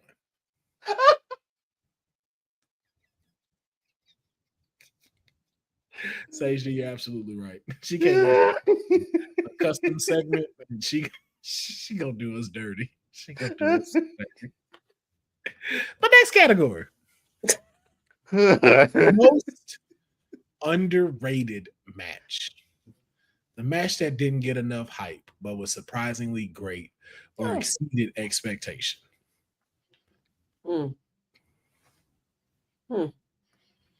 Which one you were not too excited about or even really mentioned and was like, wow, they really did their thing? I'm going to go, I don't know if I'm excited about it, but with the short notice and everything, the TLC match was a big surprise for like the most underrated match, at least going in. It didn't get enough hype really going in, but it exceeded all of our expectations, like to the point that we're rebooking certain things about it. So, but yeah, so that for me, going in, I was like, okay, no TLC, but what, 6 teams this time? Was it 6 or 7? I think 6. Yeah. 6 teams, which is wild to think about anyway. Very wild, yeah. And it just happened. And then like it comes up on the card and you're like, okay, man, kind of forgot about that one. And it was great. So yeah, that was my pick. Yeah. Honey? Didn't get enough hype, but was surprisingly great. Or CB. I mean, every match was pretty hyped up. Almost, I would say. I can go if you still got some need to think. No, it's not really so much. It's just like I'm conflicted with the category because I want to say that the most underrated match and surprisingly great and exceeding expectations was the Randy and Jelly Roll with Drew and that's one. Yeah, like one, yeah. It's just that it just says it didn't get enough hype. We saw Jelly Roll and Logan Paul every week, like that. Yeah, I mean, Jimmy Kimmel too. Hype, but it was surprisingly better than we expected. Like I wasn't expecting that match to be better than Jade and Tiffy. But you weren't. But also too, like even though it was hype, we weren't really talking about it. Like no, we weren't. We weren't even looking forward to it. No, a lot of that's why I say so. It still counts as being underrated because although like you saw week to week, we also saw these other ones that we couldn't wait for. Like we saw CM Punk every week, we saw Cody, we saw John. So it was like there were a lot of one of these that really exceeded expectation because although it was hype, like we weren't really paying attention to it. Right. My underrated one is Dom and AJ. I don't think it got the hype that it should have. I know it was just the IC title, per se, not trying to knock it down or anything, but I think like that was one of the most underrated ones. You got the phenomenal one versus Dirty Dom. Dirty one. And it wasn't like an ass whooping contest. Like this was a battle of wits and actual great in-ring performance from both of them. Like this was a great match. Like AJ hadn't missed a beat. Every time AJ's in the ring right now, I'm just looking at him like, are you really finna leave in like the next 4 years? Because like somebody had mentioned, like I think Michael Cole mentioned it when he was like, this could be his last SummerSlam, and I'm like, that's wow, so crazy to think about. Yeah, like we talking about John, and I'm like, yo, like low key, we're seeing all these other guys go. Like, yeah, I'm like, could this have been AJ's last SummerSlam? I'm like, yo, like it got very surreal seeing that, but to see like all the stuff that they did coming out in the car, everything, and it's like, yo, wearing the Eddie gear was fire. Yeah. Oh yeah, it was. That's what I gotta say. If we gonna get anything different in 2026, we gonna have to get white people some rhythm, because none of them were shaking them shoulders. Could none of them get this right? AJ just a Georgia boy, man.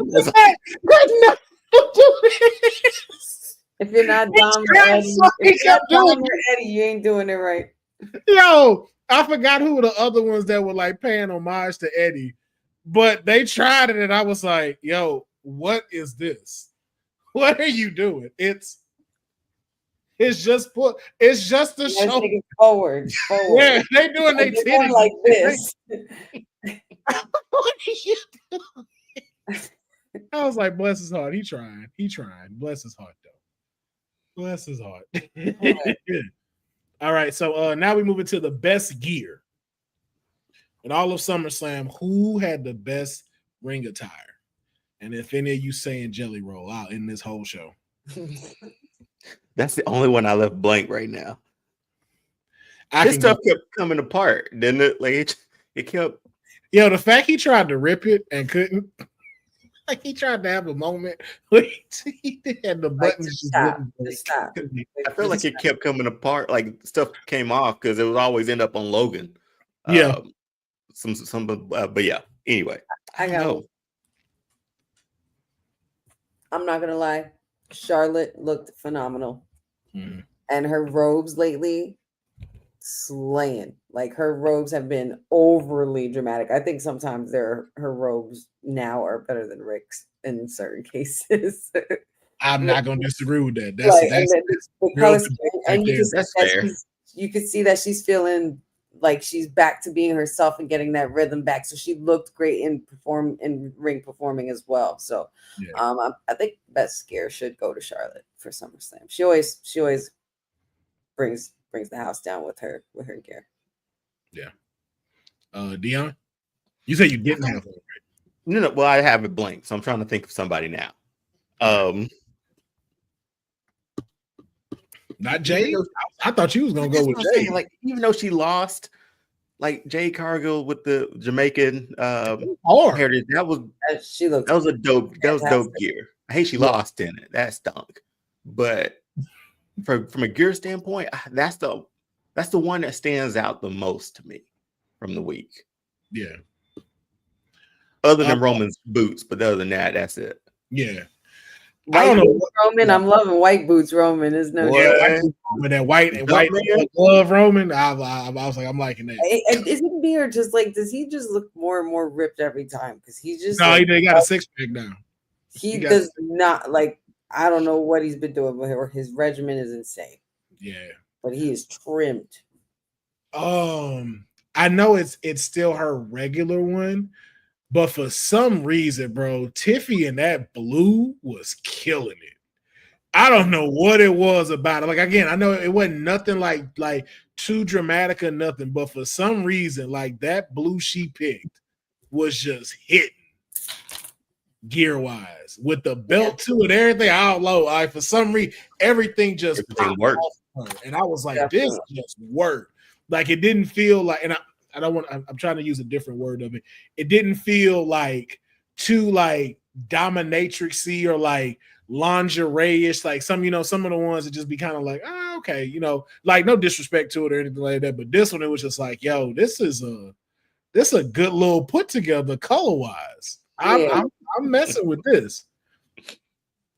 So yeah, that was for mine with best tire. And I think our last one, aesthetically pleasing to the eye. Yeah, it was aesthetically pleasing to the eye. Thank you, honey. That's exactly what it was. Finally, our fan favorite moment. I'm pretty sure everybody got the same ones. You think so? Probably. You lead us off then. Nah, you got it, Deonne. Oh, why you put that on me? Because you took it to me. Reverse. But nobody wants to say Lesnar. Play the reverse cut. Reverse back to you, sir. Can I play a reverse and reverse back to you? Is that how that works? Right? Yeah. Okay, I played that. Another reverse. I throw my second reverse down. Back to you. 1:19:42. Skip. So you just skip Honey and back to me? Reverse, back to Honey. Honey, you go. Brock Lesnar. I'll make this quick and easy. Obviously was probably, I mean, it was the loudest fan reaction if you're capping off the weekend. And regardless of the in-ring action, especially after CM Punk and Cody put on a clinic of a match. And yeah, I would say a fan favorite moment. Kind of fan favorite, but also like, holy shit, what the hell moment. We can't believe this is happening moment. We thought he wasn't coming back moment. So, like, yeah. Bro. Yeah. Man, my fan favorite moment. Cody winning the title. Again. I can't believe I saw Cody finish a story twice. We gonna talk about why though, but like that was my fan favorite moment right there. I felt the way about it at first. When I took it in, I'm like, yo, there's a reason why. And I'm like, yo, yeah. That was mine. Since you took that one, which was obviously I'm gonna go Cena's entrance again, man. Seeing old John Cena. Talk to Stu and shit. Stu, you got one more in you? As a fan, let's go to work. For a moment, I kind of teared up. That's a highlight for me, man. That's what it's all about. Because we were like, listen to the crowd reaction. We're like, yeah, heel Cena, we don't want him no more. Like my reaction here at home was like, yeah, heel Cena, never want to see him again. Man, this like, yo, nothing's changing. Oh, you really going out like that? I'm like, seeing him come out that way made me realize, you know what? Even if I didn't see you that way, I'm happy I'm freaking seeing you because I know I'm not going to as much longer. And especially for you, like there, like your first SummerSlam, his last SummerSlam in MetLife after this epic story he's been telling for the last 7 months. Mm-hmm. Like this, like you were at the crossing point of what it is to be a WWE fan. Mm-hmm. Like you got the experience of what everything is about. And I'm just like, yo, I was like, when I saw that, I immediately thought about you because I'm like, yo, I know she's feeling that energy right now. Yeah, I know man. she was feeling that energy like crazy right now. When I'm in a state, like, first of all, when I'm at a live event, I'm a whole different person. I'm not as reserved as I usually am here. I'm pretty much a super extension of what I am when I do my reactions, but times 10. Because I'm screaming my head off. I'm making sure everybody hears me. I'm starting chants, like I'm vibing, like I just love to let it out, and it's just so great. It was so much fun being able to do that with Cena and to share that and to be able to be in the same building with him and, you know, witness that history. Cody, you know, shout outs, man. He won it. He won another title championship at SummerSlam. He did it. He did it again. And against Cena was big. That's big. We about to jump into that in just a second. But this is gonna wrap up our SummerSlam recap. I like this. I like this. I appreciate that. I appreciate you was in the building, you even let me know. Oh, dang. Damn. Dang, cousin Ron, it's like that, man. I probably ran into you on the Superstore line, didn't even notice. Probably. And he didn't even say nothing. Nope. Cousin Ron. But I'm glad that you like that. Let us know too in the comments if y'all enjoy how us doing the recaps for these now. I think this is a little more creative than breaking down just, you know, just the match, going over and stuff. So we're gonna move into these. Like you said, we do have new women's tag team champions, Alexa Bliss and Charlotte Flair, defeating Roxanne Perez and Raquel Rodriguez. Just, you know, quick question for it. Was the right move made? Did they need to win, or did Roxanne and Raquel need to retain? I think we saw them building to this moment here with Alexa and Charlotte because it gives them something this part of their career, right? I think it was the right move. I enjoyed it. I think it adds more layers to the Judgment Day stuff now since they don't have titles. So there's no real reason to keep Roxanne around, So it's like, just saying, from a story standpoint, it could be interesting to see how that works and how she still tries to infiltrate. And when Liv gets back, if they don't have the titles by then, and Finn Balor is the biggest troll ever, man. It's like, she'll be back. But in 6 to 8 months, like that he said. But yeah, I think this was the right move, man. To carry this division with those two now, I think that's great. I'm cool with it. Yeah, I agree. Not for their reasons of winning. I think it's cool. I like the odd pairing couple. I like it because it frees up 2 superstars that we need in singles division. This is Raquel Rodriguez's time to be a dominating factor in the women's world title division or the intercontinental division, especially with now Rhea and Io having to go to the back of the line.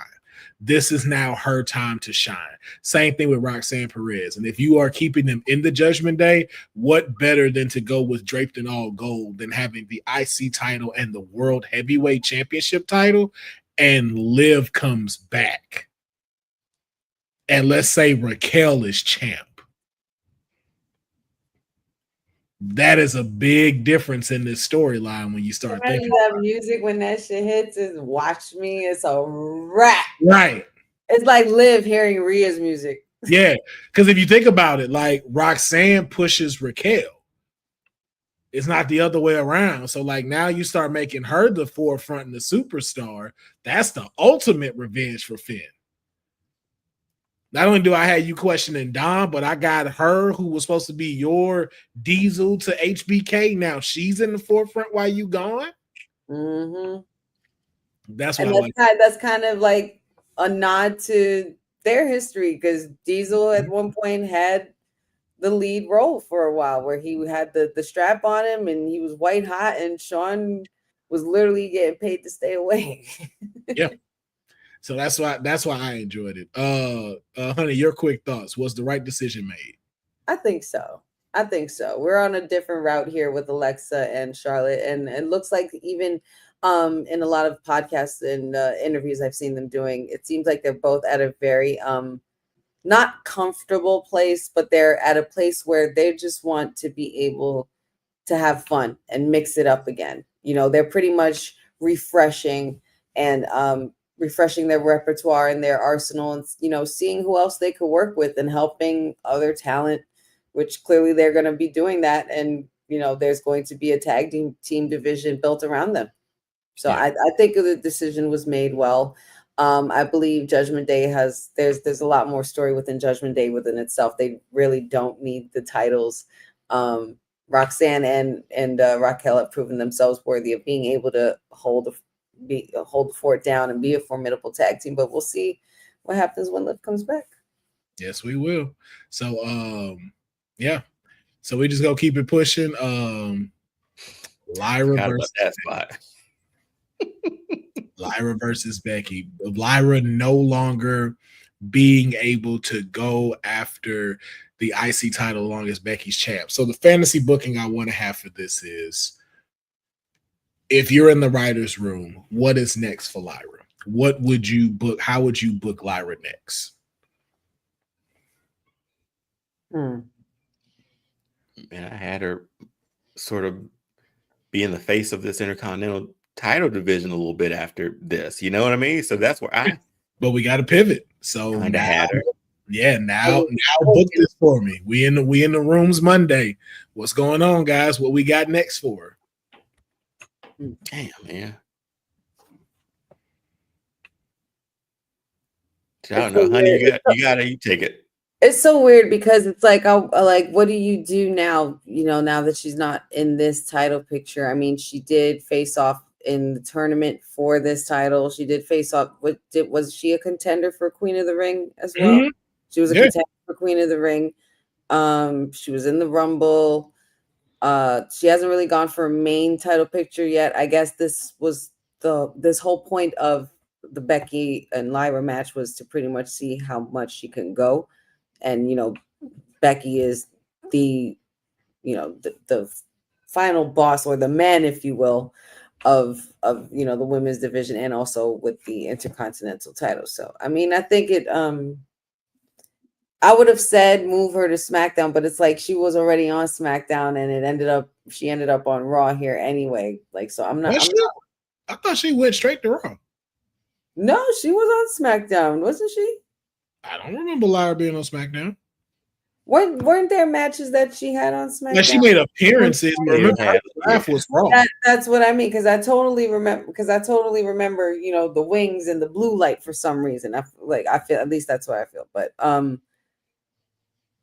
I don't know. I would have to not put her on the back burner or anything like that, but just feel around to see how I could build her up to, since she I guess she would be ready to move up to a main title picture after the Intercontinental title. So maybe we can have her on that chasing journey, either with Tiffy or with Naomi, but I'm not sure how that will work yet. Y'all just tired. That's all this is. Y'all not up here with it. Y'all sleepy. Lyra, Io, rivalry, best of the fucking best. Put her against Io. Let her jump into segments when we having these main things, like how we saw with the tag match with Rhea, Nikki, Io, and Stephanie. Start putting her in these promos. Start having her come out and talking with these and letting her being those. Let her go up against Io Sky. Because we already know, like, the personality just has to keep getting it better. But we know in-ring performance, that match would be insane.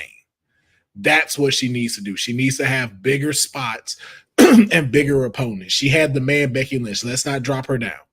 Let her go up against bigger juggernauts and show why she is a main player. And I think that's the safest way you're able to start that off with her. Let her go up against Io, two technical wrestlers that can really do some stuff, really make some stuff happen. And again, it could be a bout for bout type of thing where that happens.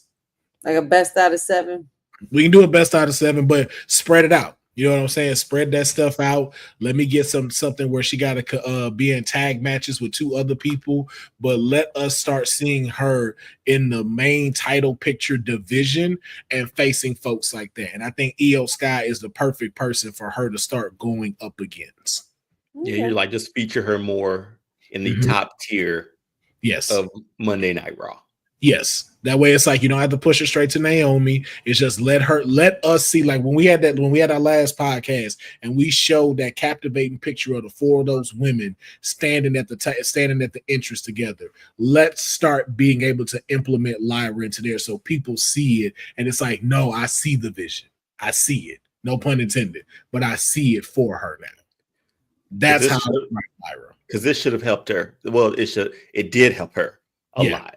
Like, I know it was a long, 4 months or so? You know what doesn't help her?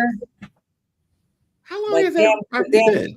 You know, how long was her rivalry with Becky? I just said 4 months. That can't be right. No, it got to be like 6.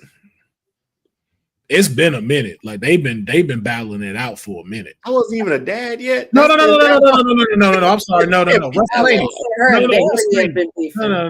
No. They stuff started at WrestleMania when she turned. So April, Monday Night Raw, when she turned on. That's right. You're right. Yeah, so April, June, July.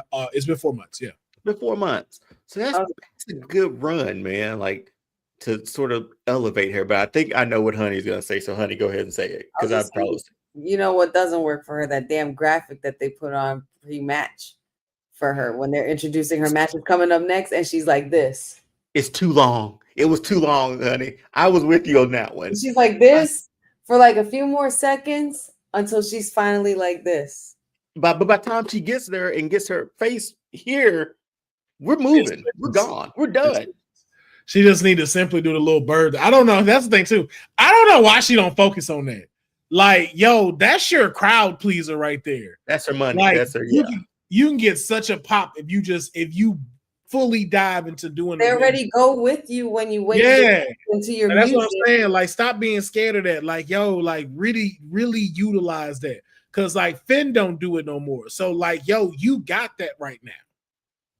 Every time your music hit, like you make sure it's woo. Crowd interaction, man. Like, something's not clicking. You know what? Maybe I should tap my feet and do a spin and call it Becky stomping. All right, we're gonna because players mess up. Yeah, honey getting cranky. That's what that is. Honey getting cranky over there. Right. I only put this up for one reason. Triple H, you go stop. I don't know what Karrion did to you. I don't know what Karrion Kross did to you. But this ain't it. Like, the match was ass, but what was even worse was in that post show when you heard everybody go, "We want Kross," and you say, "Yeah, we brought Brock back." Bitch, you can hear. You know that's not what they said. Don't you do that. Do not do that, Trip. You acting real red state right now, and I don't like it. You heard what we want. Stop. I don't know what he did to you. I understand how people feel about him, but damn it, we want Kross. And we're going to continue to ask or demand that. Yes. And he's been re-signed. Him and Scarlett are re-signed. So I will ask this for y'all again. We're putting it in the writer's room again. What do we need to do to convince the board that Kross is a sure bet? We already know the crowd is there. So how do we convince the upper reps that, hey, Kross needs to be the next one? Ooh. It's nearly almost as similar as your Lyra example. Mm-hmm. Like, yeah, we saw him with Sammy. Sammy's main event at Mania, all that stuff. We get it. But Sammy's not LA Knight. Sammy's not like your guys that you're going to put on that posters and feature. I don't know, man. He's so over. It's hard to like put up a good baby face against him. So he can be a heel, or if he's not a heel, he could be like just a tweener, I guess. But I think his next say what? No, go ahead. What were you about to say? No, I just think like, thankfully the Sammy thing is over. I'm happy that's done, but he's got to be featured in some of those things, like you said, very similar to Lyra. Yeah, I already got one. Go ahead. Karrion Kross and CM Punk. They're both good on the mic. Punk will give him a hell of a match. If you can get anything for him to say, I'm gonna bring that old version back of you. Yeah, this whole new corporate CM Punk, the suit Punk. You know how much that would sell right now? I'm kind of wondering what happened to that element of Kross.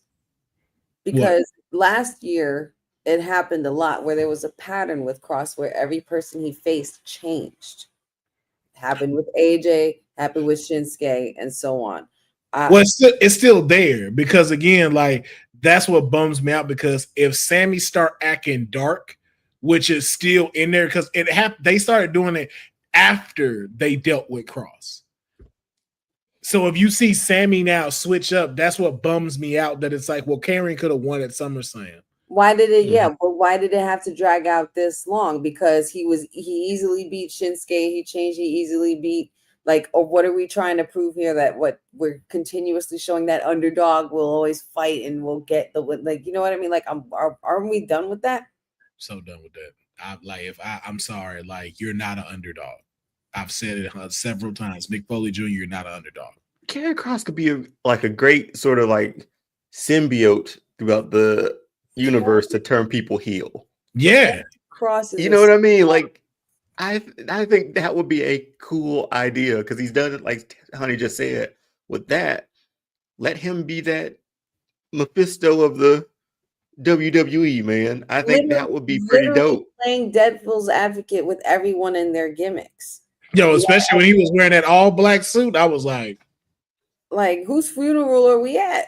Nah, whose soul you just came to pick up? That's what it looked like. Yeah, whose soul? What deal did you make, and whose soul you coming to collect tonight? No, that's a good idea. Yeah.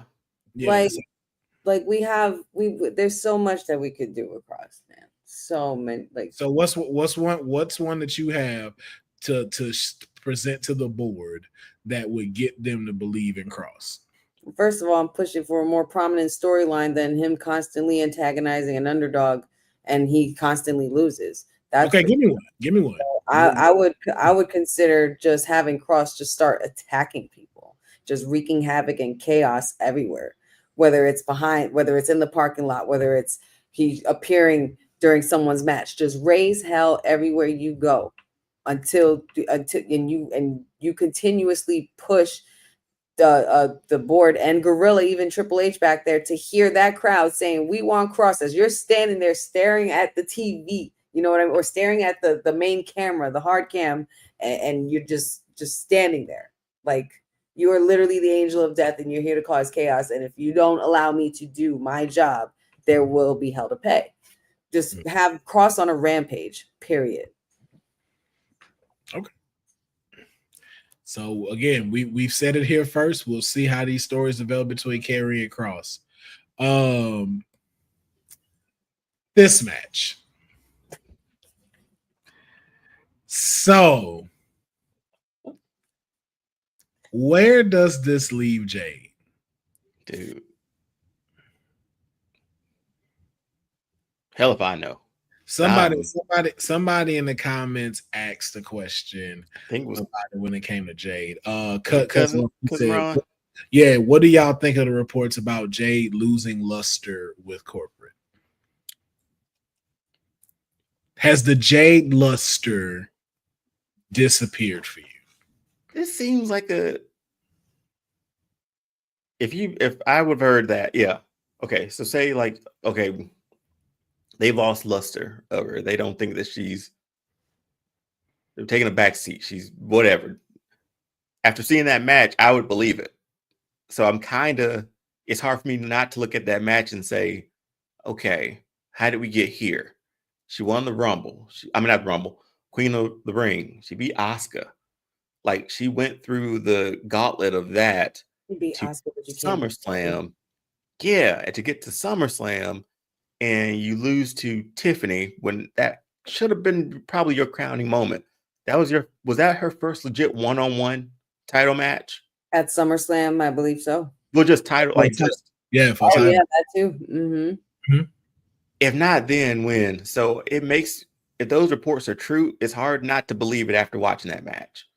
And I don't know if it's a development thing with her, or it's in ring stuff that's not getting her over well in the back. But yeah, it was evident in that match for me that they probably have pumped the brakes on Jade, unfortunately. Great look, but I don't know. Yeah, it stinks. Agreed. I think that it's been quite some time that they've been losing interest. Honestly, it kind of shows in the way that they're booking her, because it's like, you put the crown on her and you gave her this opportunity.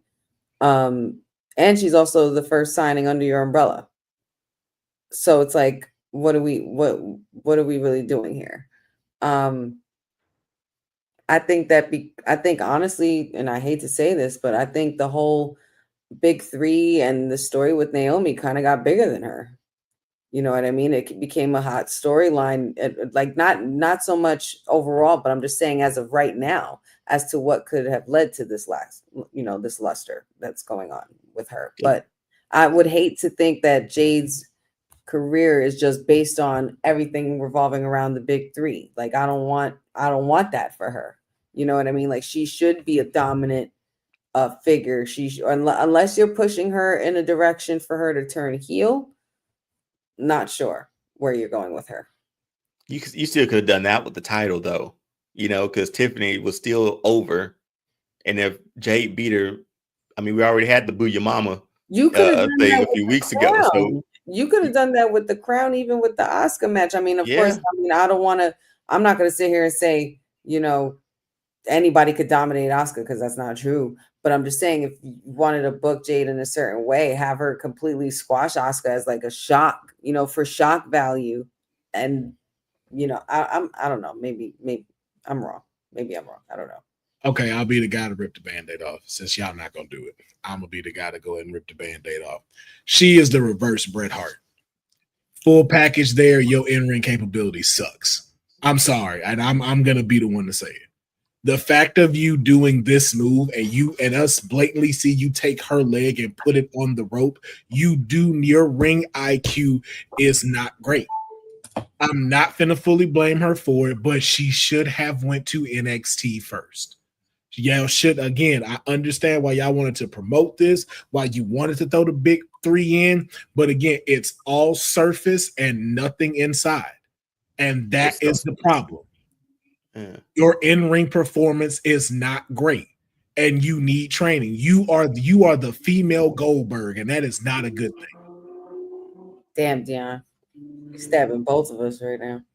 Hey, you ain't lying. He mixed yours and mine in one. No, I'm saying because it's bad. Like everything is there. Like Tiffy deserved better in this match. This should have been a match where athleticism was showcased, and it wasn't because the skills just have not gotten a chance to develop. One, y'all don't let her be in the ring long enough. Most of the time when she is, y'all give her squash matches, and that's every 3 weeks when you put her in something. You're not allowing her to be in stuff to develop.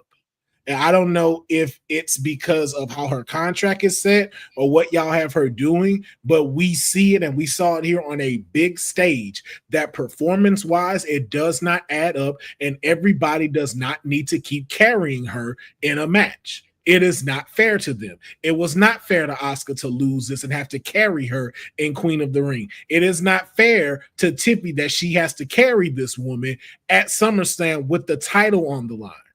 This was Tiffy's first SummerSlam as a champion. And she had to go through this performance, one of the shortest matches, and the women's title is on the line. The Women's World Heavyweight Championship opened the show. And this was the bathroom break match. And that's all to do with Jade and how corporate is pushing her out. Send her ass to NXT. Send her ass to development.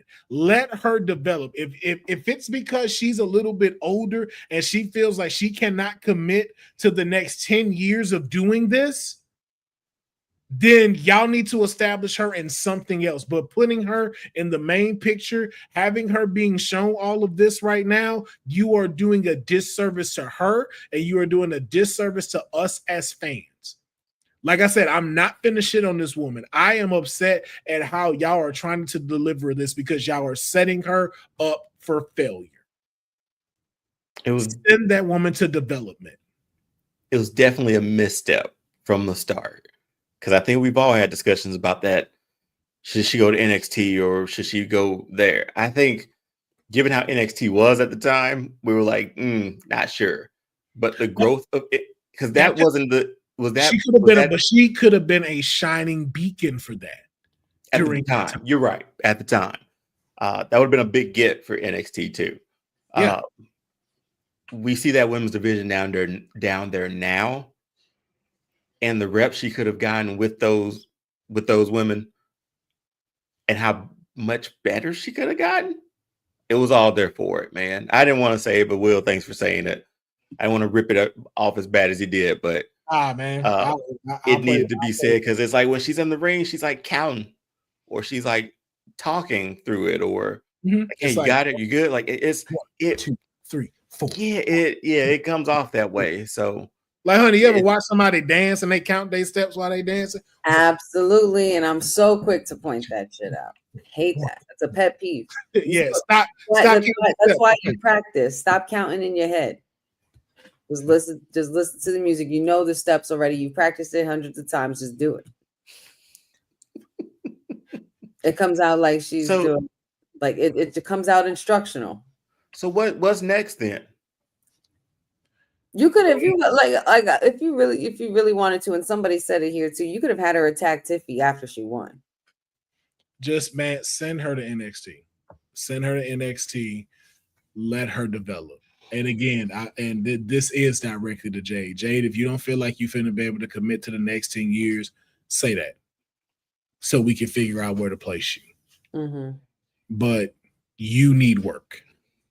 And you have everything else there going for you, but you do need to get your in-ring capability up. And now is the time. Because right now, if we were in the Attitude Era, you'd be perfect. If we were in the Divas Era, you'd be perfect. But we're in a state where, let's very much be honest, women's wrestling is better than all wrestling right now. And you have to keep up. Or it's back of the line, man. Like I don't know if she's not as good as anybody headlining NXT right now. So when I want we get to the draft, I want y'all to tell me a Jade moment by herself, an impactful in-ring moment that she's had since she's been here. When she was busted open on that windshield. And that wasn't even in-ring. even her match with Naomi was fine. It wasn't much wrestling because it was like a street fight sort of thing, right? That was it. So that's easy to get around. That's easy to, do. I know how to do it, but it's easier than a technical match. I would assume it's a Goldberg match. Like, yo, give me your best 4 minutes and let's do this. What if that was her persona here? No, but just say, like, what if she was given that persona? The problem that's her goal, just to come out and destroy. The problem is your roster is too in depth to people to take L's like that. Yeah, there's not enough jobbers anymore. That's the one thing this division don't have. You don't have stars, right? Because it's like, the only one that's gonna be able to have that happen is Maxine Dupree, and that's gonna get old fast. But she's getting better. She's even getting better. And she's getting better. So that's what I'm saying. Like, there's no woman that I can see being a jobber right now for that to go off. That's just not a storyline that's going to work in this day and age. Yeah. Like, even your people who are sideline persons, like Chelsea Green's Hervis, is Elba Fire and Piper Niven. And these two women are incredible performers. Yeah, Bianca's matches with Piper, those are still women that Jade's in the ring with her scrubs. None of them. All of them are workhorses in their own right. Exactly. So right. That's where we are now, huh? I guess.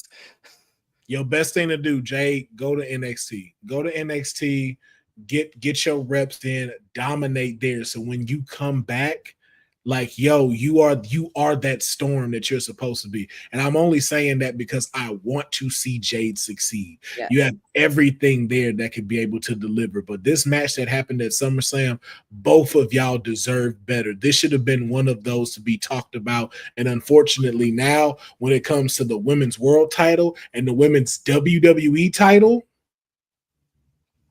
it's pushed up, huh? And y'all have not, now that title isn't relevant over in SmackDown, which means now Tiffany got to work even harder for it to be relevant. Oof. But we're going to keep it pushing. I just wanted to show this because I just dope. Naomi with her daddy on stage and he rocking out in his guitar. I'm sure that's going to be hanging up in the house somewhere. Yeah. Right, man. Yeah, I just wanted to put that in there because I just thought that was cool. Give him his props, man. Give him his props. It's a great picture, though. Nah. I'm going to give you checked off the boxes of what you were supposed to do. But if we putting it out here, I'm sorry. If we're going from I appreciate Jelly Roll taking his spots. And if Jelly Roll did anything, Jelly Roll showed me that we got a little bit too high with the bar when it comes to celebrity people doing this. Oh, and come on, man. And had to remember, like, oh yeah, okay, some of them all can't do this. I want you to really think about that match. That fucker did nothing. Okay. It was a lot. Was it a lot of window dressing? Yes. A whole lot. That match went But it on was- far longer than it needed to. The over it dramatic was walk back to the entertaining. ring was It so was- stupid. It was entertaining. It was It was. entertaining window dressing. It was. I'm not taking that away. But when you started being a part of what it was, night one, right? That was night one, correct? Yeah, this night one. Yeah. Right. You have other matches that could have had that time. Okay, I got a quick question for Honey. The crowds were great throughout the night one, but I specifically remember this match being louder than most from the lead up to it. Yeah, It seemed like the crowd was into it, the crowd and I was think that very sold it into on TV to me. They were very into it, and they were yeah, those were those that's not extra volume that they're kicking up on their mics or screens or whatever. That they were really behind Jelly Roll. There was a lot of people there for Jelly Roll rooting for him. Like anytime he would make a face or do any kind of movement or do any kind of thing, like people just went crazy for him. Like I guess a lot of the majority of the people that were there were fans, of him musically, I'm sure, but it's not easy to get up in there and take a whack at this kind of stuff. Young guys like Logan Paul make that shit look easy and everything like that, but you have also these guys like Jelly Roll that, but it seems like it's something that genuinely like he wants to try to do. Like he seems very invested and very interested in it. Like he showed up on NXT, he was watching it in the audience and stuff like that. He said he would surprise us, and he technically did. Yeah, because in the pre-show they showed him training and all that stuff, how he moved down to Orlando, or is it Tampa? Tampa. Orlando. Yeah. So it was. I mean, he surprised you with what? I think for me, it was more enjoyable than I thought it was going to be. For me, that man did three moves. He started the match off. Again, window dressing, but entertaining window dressing, man. I enjoyed it. Man did 3 moves in a 20-minute match. He took a beating too, man. You gotta respect that. Man did 3 moves in a 20-minute match. I didn't mind it. That should have been 7 minutes. Oh no. The entrances alone were longer. That should have been 7 minutes. Was it entertaining? Yes. Was it? And we got the Randy Waterfall pyro. Like we got that too. So hey, that we didn't really get to see because they changed the camera angle. It was a good night. It was. Like I said, I'm not fully knocking it. It's just one of those like, why we couldn't just have a triple threat match with the 3 of them, and then they become a one contender. It's down the road. Little pit stop here. So, but I get what they did. It felt for what it was. So, yeah. But I commend you for your bravery, Jelly Roll. If you never show up in the ring again, I would not be disappointed at all. He's got to get that win back, man. He didn't have win when he was in there. Well, he's got to get one. You got to go find that win first. Because how you out of breath at the beginning of the tag match? Hey, Jelly, he's running those ropes, man. Give him some credit there. How you breathing heavy? And we 2 minutes in. I was like, all you did was get in the ring. Come on, man. Next topic. Next. He never done this before, Will. I'll get off. But I'm saying, but I'm like, and how y'all dress this? I'm like, what are we doing? Like, take me back to the typical tag matches. Let all them do the work. Get the we want Jelly Roll. Catch the tag. Good little 2-minute hot shots. Tag in Randy again. Little double finisher. Done. Why y'all running this man around like this man was doing this like Logan and Bad Bunny? But then you would have came back and said it was still a filler match, man, because you knew what was going to happen. It is a filler match. It was a filler match with this. It was just an overextended filler match.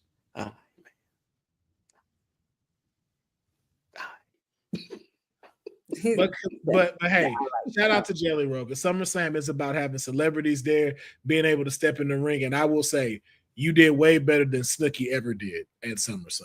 So at least you did better than her. Exactly. I ain't asked for no wish. Now, I could tell you I'm not one to say that I like when I'm right and I told you so. Because then I'd be lying. Because I love when I tell you so, and then my Wilstradamus powers kick in, and this was the ending of night one. I said it. And everybody was like, why would they trick us like that? Why would they ruse us or pull the wool over our eyes just for this? All of you doubted me, with the exception of Honey. Honey did not doubt me. But the rest of you were like, nah, why would they do anything like that? Why would they ever just have him fake an injury? No, he's gonna be out. He's done. He's finished. Nope. I said, no, this will work. This will work. Feel like a work. And you know what? Seth, shout outs, man. That was some good ass acting because you had me convinced that something went wrong, dude. Something went wrong, but I couldn't deny what you were saying, Councilman. I kept saying it to myself after it happened. I'm leaving the parking lot with Patrick. I'm like, yo, he's a snake. We should have known this all along. Like, people should have just seen this coming. Like, but yeah, go ahead. I know, Deonne. I know it hurt. Deonne got the lean back. He's like this, like because you know it. Because I said it. I was like, yo, I was just giving you your time, man. I was just giving you your platform. That's I all pedestal. I appreciate that. But I called it. I said everybody was just like, no, they said he out. I said, you know who didn't say he was out? Michael Cole. Michael Cole did not announce that this man would be out and how long he would be out. He announces it every single time, and he never did it with this one. I was like, yo, this feels like a work. And even up until the day of, like, we never heard like anything, no timetable, no nothing. 2 weeks, 3 weeks after. The last thing Michael Cole said was he was being looked by the doctors in Alabama. Because there was too much swelling to take a look at it there. That was a clever way of not going to get an MRI, perhaps. Yes. My guy CM Punk didn't even have the title held up for people to get their cameras out. And Seth just completely did what he does. Stomped him in a Chelsea boot. And it made things a lot more interesting now because, you know, you have the aftermath of what happened on Monday, if you guys saw Monday and everything like that. So it's just like, that's what your punk ass get for doing that to Jeff Hardy. Now we're cooking. Vindication. And Drew. Yeah, Drew had that coming. That was on him. Shouldn't have put it in his face like that. That's on you. That was your fault, Drew. You lost that. Jeff Hardy fought a hard battle, won the heavyweight championship, and then here you come. You deserve it. You deserved it. And that's how you end the night one right there. That was just perfect ending. Yeah. What a vision. Right. The ruse of the century. First the heist, now the ruse of the century. And can I just say, Seth, I know you was using this time off to you know hit the gym and shit. Because when you came out, dude, I was like, Seth is where all these back muscles come from? Seth is back. I'm like, what happened to the back? Where's the dad bod? Where's the root? Like, where does Batman back come from? What you been doing?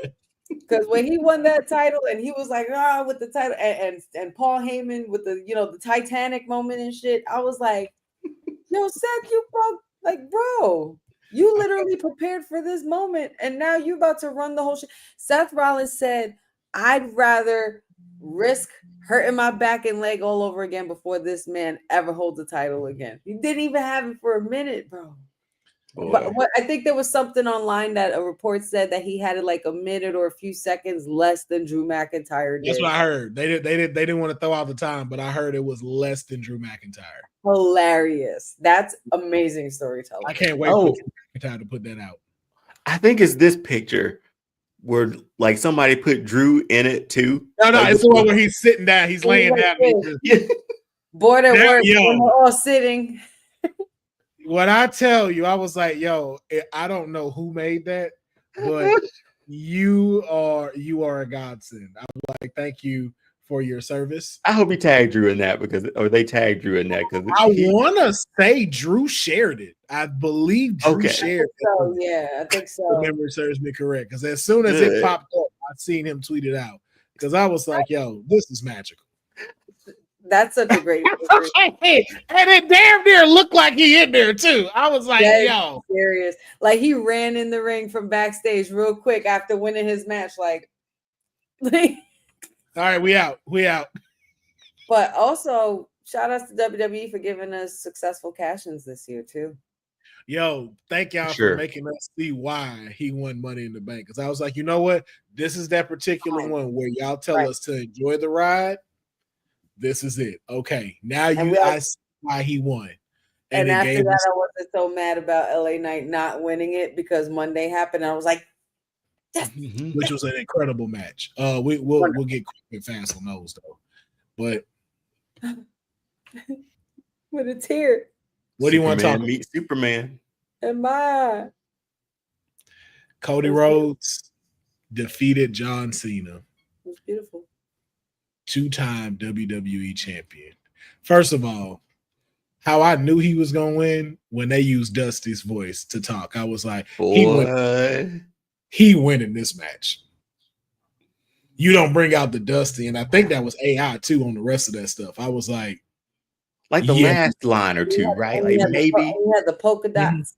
Like the first line may have been actual audio, but the ending when he said I never got to be a champion, that part and then the last line, I think that was AI.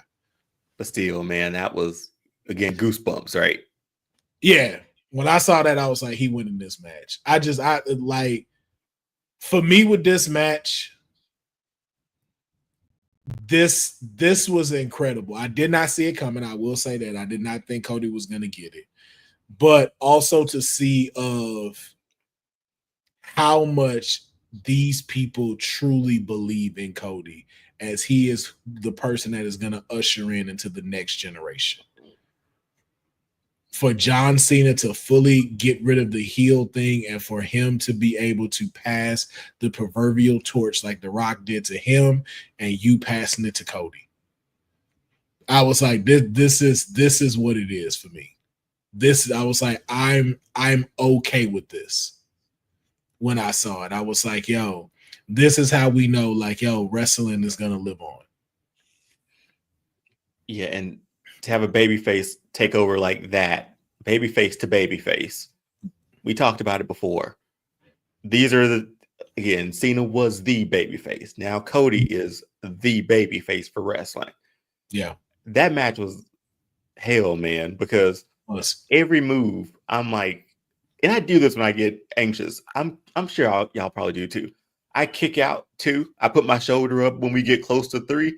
Like I just get like every single time the 3 crossroads and Super Cena kicks out. We saw Super Cena for one more night. One more time, bro. And then but we also saw Super Cody be boom. But then you saw Super Avalanche Cody. Attitude adjustment. I was like, yeah, we done. Yeah, and then at first I wasn't so sure about it going to 3 when it did. At first I thought like maybe they're gonna hold off for one more kick out, but it happened. I was like, oh shit! I was like, I came and saw Cody win another undisputed title match, shot at a main event. But you also saw the torch being passed. Yeah, it was. Yeah, the greatest way for Cena to have his last SummerSlam, because again, especially if you listen to Cena with his interviews, it's like, yo, how do I leave this place better than I found it? Yeah, absolutely. And man, if he did not do that with this, like this was like again, like how Deonne said when we were talking about the entrances, like, yo, this man gave us goosebumps from the entrance to the end. I'm like, bro, like, we really in it. Like, this is what this part right here, they did so well. You swore this was John's last match. You dang near forgot he still got 9. Bro, like, seriously. I'm like, you're right. I'm like, yo, because I'm sitting here like, yo, that was a great run. And then I'm thinking, like, wait, what are we doing after this? I was like, wait, ain't he got to go to Perth and he wrestling in December? I'm like, so what December gonna be like when it's all said and done? Like, look what he made us feel at SummerSlam, and we just in the middle. Yeah, man, this is a great match. This trumped the WrestleMania one. Great story, great passing of the torch. Yes. Cody giving him the ring. I know we got Lesnar, but giving him the ring to take it all in, even if we didn't get Lesnar, that was a moment right there too. Yeah. To see him and seeing him on his face and seeing the look, and like, I damn near cried. I was like, yo, I've talked so much shit about this man, but I'm gonna miss you, yo. I'm gonna miss the shit out of you, Cena, because you gave us nothing but entertainment through and through, and you gave us nothing but your best always. Every time. Always. And to see him go out that way, I know we're gonna talk about the rest of it, but even after all the freaking chaos ensued, my favorite part about his exit was he told them to stop playing his music because he wanted to get the fans one more time. I was like, you know what, Cena, shut up. You got it. Because it all hit. It's like, yo, this is his last SummerSlam. This is your last like performance. This is the last summer of Cena we'll ever have. Like, yeah. Because again, think about it. Like, I don't think he's gonna be in a big stadium like that for the rest of his time here. Maybe Perth.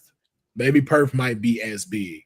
Where's like, Survivor Series? Is that anywhere? No, that's in San Diego. It's not that big. It's not as it's big. Right. It's not. It ain't MetLife. You know what I'm saying? Like, yeah, WrestleMania was in MetLife. Like, that was your last big arena match potentially. You know, unless he goes to Crown Jewel or something like that. But like, even so, with that, like, this is it. Think about it. Like, he was sort of that champion going through the wilderness until now. Like, there was a stadium show here and there, maybe a Mania every year, and he was the guy. And now we get to a point where they're doing stadium shows multiple times a year now, multiple nights a year now. He's saying, like, how can he leave it better? Dude, he's left it better already. Like, he left it better years ago. He totally has. To take us through the wilderness now, to give us this. I mean, yeah, it was such a good moment, man. Just a good night. And then we were taken back to the 2010s when he was leaving the ring, and all of a sudden we got I don't know what the hell they call that noise that plays in the beginning of Brock's music, but whatever the hell that is Cena's like allergy, bro. Like, bro. Nightmares. Cena's face is priceless every time. We've gotten it 3 different times, and got like, I even watched the clips of the old ones, and then the night after Mania, right? One. Yes, in the green. He was in the green. That music hit me. I'm like, yes. And then I look at this Brock coming out, man. The way that man looked, like, I was like, oh shit. And then the minute I heard his music, I'm like, damn, we're getting Cena and Brock one more time. I was like, but that makes sense. I mean, he's one of Cena's biggest rivals, one of Cena's biggest opponents, and who's always taken him out, like, other than Umaga, I would say. Dominant figures that have taken out Cena in a big way. Like, there's no one left on that caliber. I think Cena's run was like initially like Brock Lesnar. We got the FU because of the F5. Yeah, we got the FU because of the F5. Right? F5, right. It was like a lot of what Cena became or was starting to become came through this rivalry. He built Suplex City, dog. For real. Oh, that was SummerSlam. Good grief. Man. 16 of them boys, I think. I was sitting here like Swerve Strickland. I was happy as hell. Because I was right. I called it. I said it. I said, yo, we getting Brock. And y'all, everybody. No, I never just refuted it. I was literally just said that'd be pretty dope. I was literally recording on Patchu's phone, and I literally got the moment where I'm zooming in on Cena, the Titantron, where it says Cena, and then automatically you hear the noise and it changes to Brock. for an instant, you could see the phone shake like I was about to throw that shit. And I was like, I just let it out. Like, everybody just lost it. Everyone lost it. It was awesome. And let me be clear. I'm excited I was right. I'm not excited that he's here. Just so we make that very clear. Yes. I'm excited I was right. Not that he's here. It's not that I'm excited that he's here. It's just that I can't believe we went there. Like, we went there now. Like, oh shit, WWE pulled that plug. I mean, but again, we're gonna talk about it, right? We're gonna dive into it. Okay. Yeah. How deep are we diving? This will be the final thing. I just before we do, just a quick Raw recap. The most savage promo of the year. The most savage promo ever. Yeah, that line killed. Yo, you know how many times they done reposted this damn clip of these two? Incredible. I just wanted to show Penta just swagged out as always. Okay, Penta, now let's get information. Like, Penta is always great. And incredible match between CM Punk and Seth Rollins for the title. I mean, LA Knight with CM Punk interfering. And then, of course, our tribal chief returning. Bronson Reed, once again, bringing back bullying. Another pair of shoes stripped from the tribal chief. Bringing back bullying. Bringing back bullying, yo. And a lot of implications moving into Clash of Clans. Don't be a star. Yeah, be a bully. But we also have heard that there's implications that Roman Reigns will be at Clash at Paris. So very interesting. Advertised for the next 2 Monday Night Raws. Yes, so we shall see exactly what comes of that. But let's dive back into our final segment of The Beast is back. Apparently legal cleared him 4 weeks ago, a month ago, that he was good to go. Now, here's my thing with this. If we're bringing him back to face Cena, I'm all for it. Cena needs a win over Brock. I think this is, if we're hitting the greatest hits like we talked about with the timelines, and we will address our timelines in the upcoming episode. I just wanted to get further into Cena's in run before we recap everything. But if it's just for that, I'm okay. I do want to see Brock versus Cena. I want the F5 and the FU going at it. If this is a permanent stay and he's continuing to be here, I play him. I need you to come have your match with Cena and go back to Saskatchewan. I believe that's what will happen, though. I believe. So do I. I've had time to think about it. I'm sorry. I just got to throw one more thing out. I do need to see him versus Gunther. Just before he leave. Just retirement match? Let me get that. Let me get Gunther versus Brock. Because we were technically robbed of that because of a certain underdog that wants to keep underdogging. Lord jeez.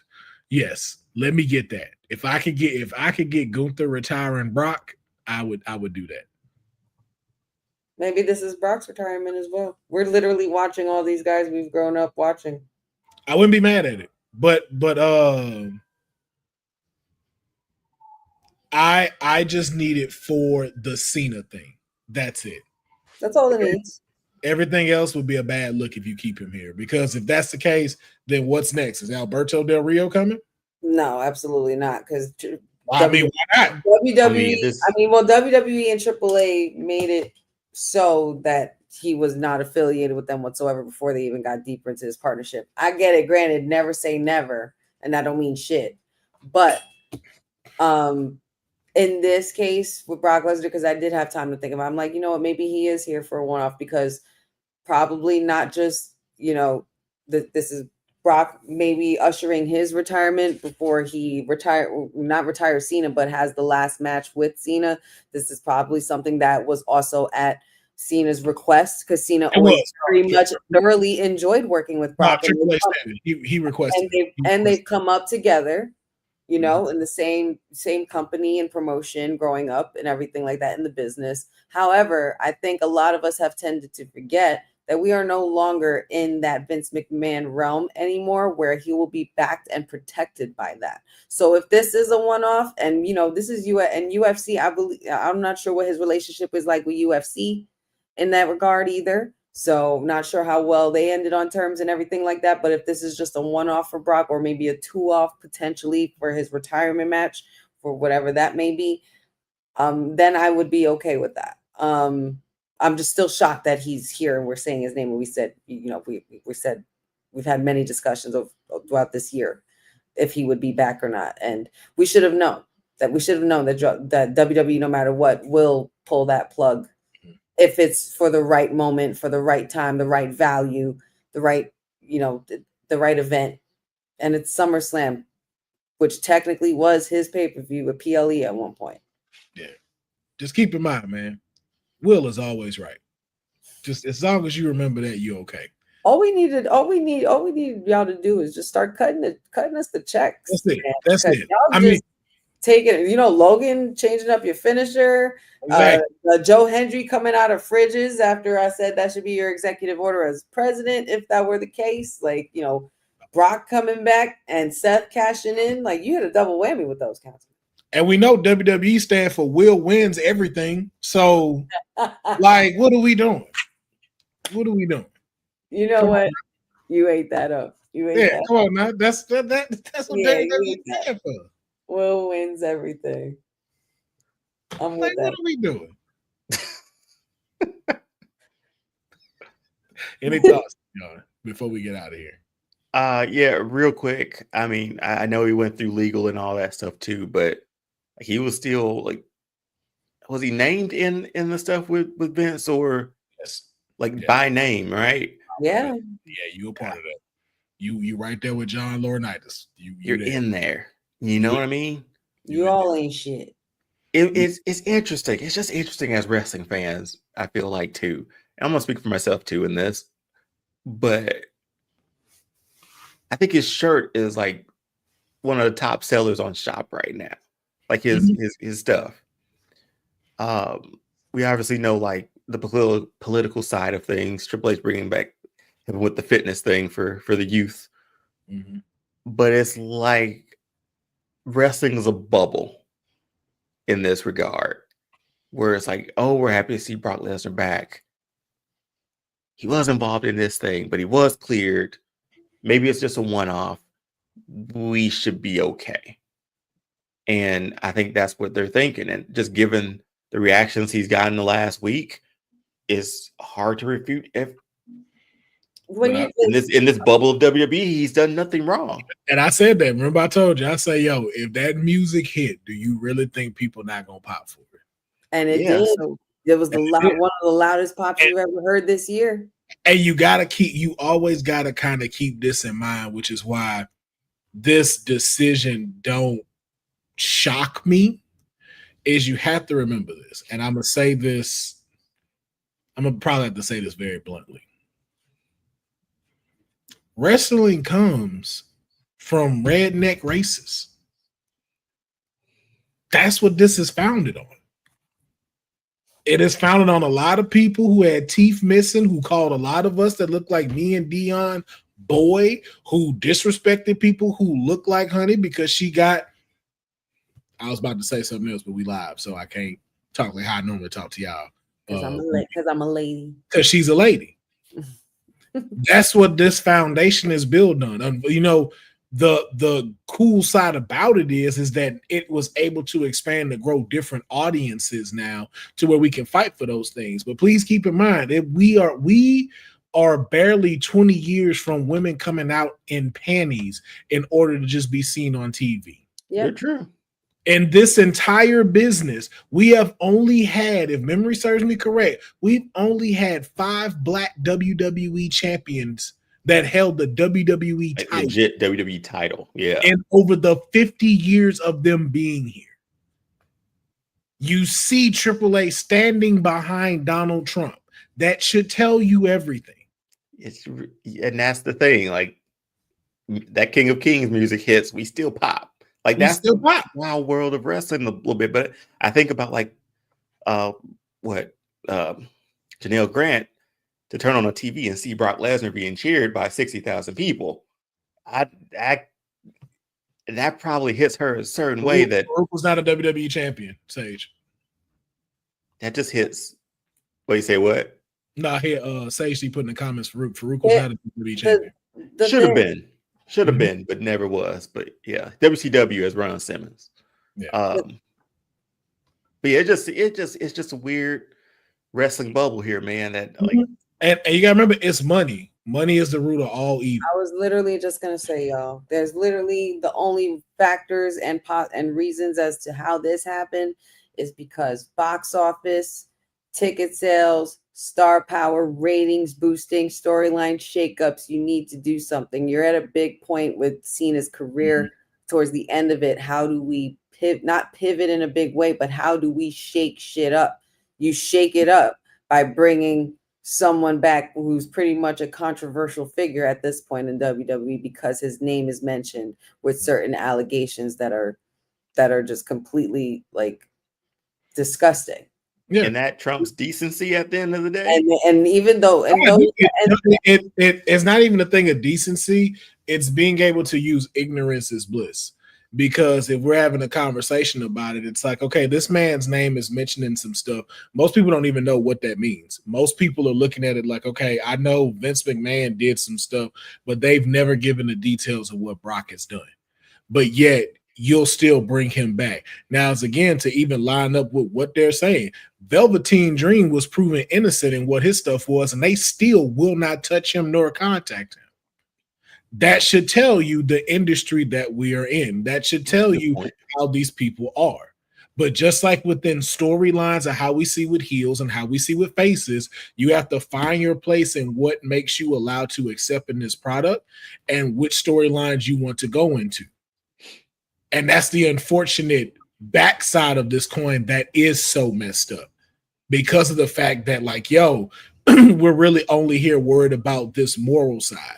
We're not worried about, we're not worried about this moral side. We're worried about making money. We're worried about putting on a product because that's not going to sell. Businesses don't have morals. Yeah. And you have to remember that business does not have morals. You can go into anything right now and see it in a moral compass. And then especially partnering with folks like Disney. Disney does not have a moral compass. You will put millions of dollars to promote Agatha all along, but you will not promote Ironheart or Eyes of Wakanda because you want to give the perception that Black people do not make money when you put them in the forefront. The same way this place does this. True. So when you start peeling back the layers of all of this, this is America, and America is a business.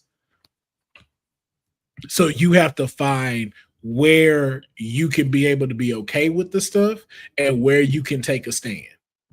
Mm-hmm.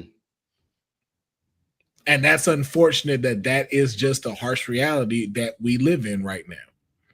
Yeah. But to not say it in a dark cloud and keep it there, we have seen what happens and we know that the audience does matter. Because at one point, they did not care about women wrestlers. And then what happened? # give women a chance. Now they're the greatest division ever. Mm-hmm.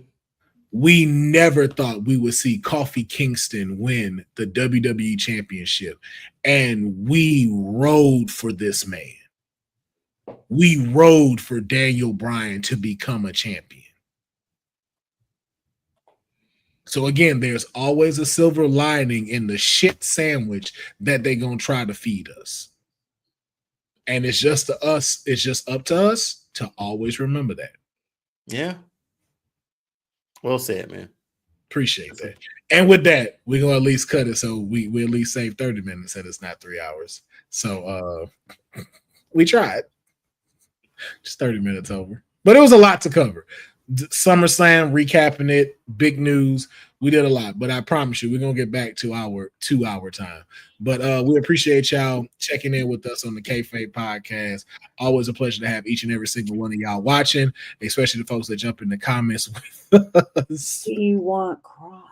And we, of course, always want cross. Make sure that you are following, supporting us on all of our social medias, as well as here on YouTube. Like this video, comment on it. Make sure you are supporting the WWT YouTube channel and all their socials, as well as Wrestling with Honey and All-Star Fandom as well. Always coming to y'all live, talking about the great comic book, movies, pop culture, and everything every Wednesday. So make sure that you go and follow Deonne's All-Star Fandom and keeping this thing going. So we appreciate each of y'all checking us out, and we will catch y'all next week. Peace.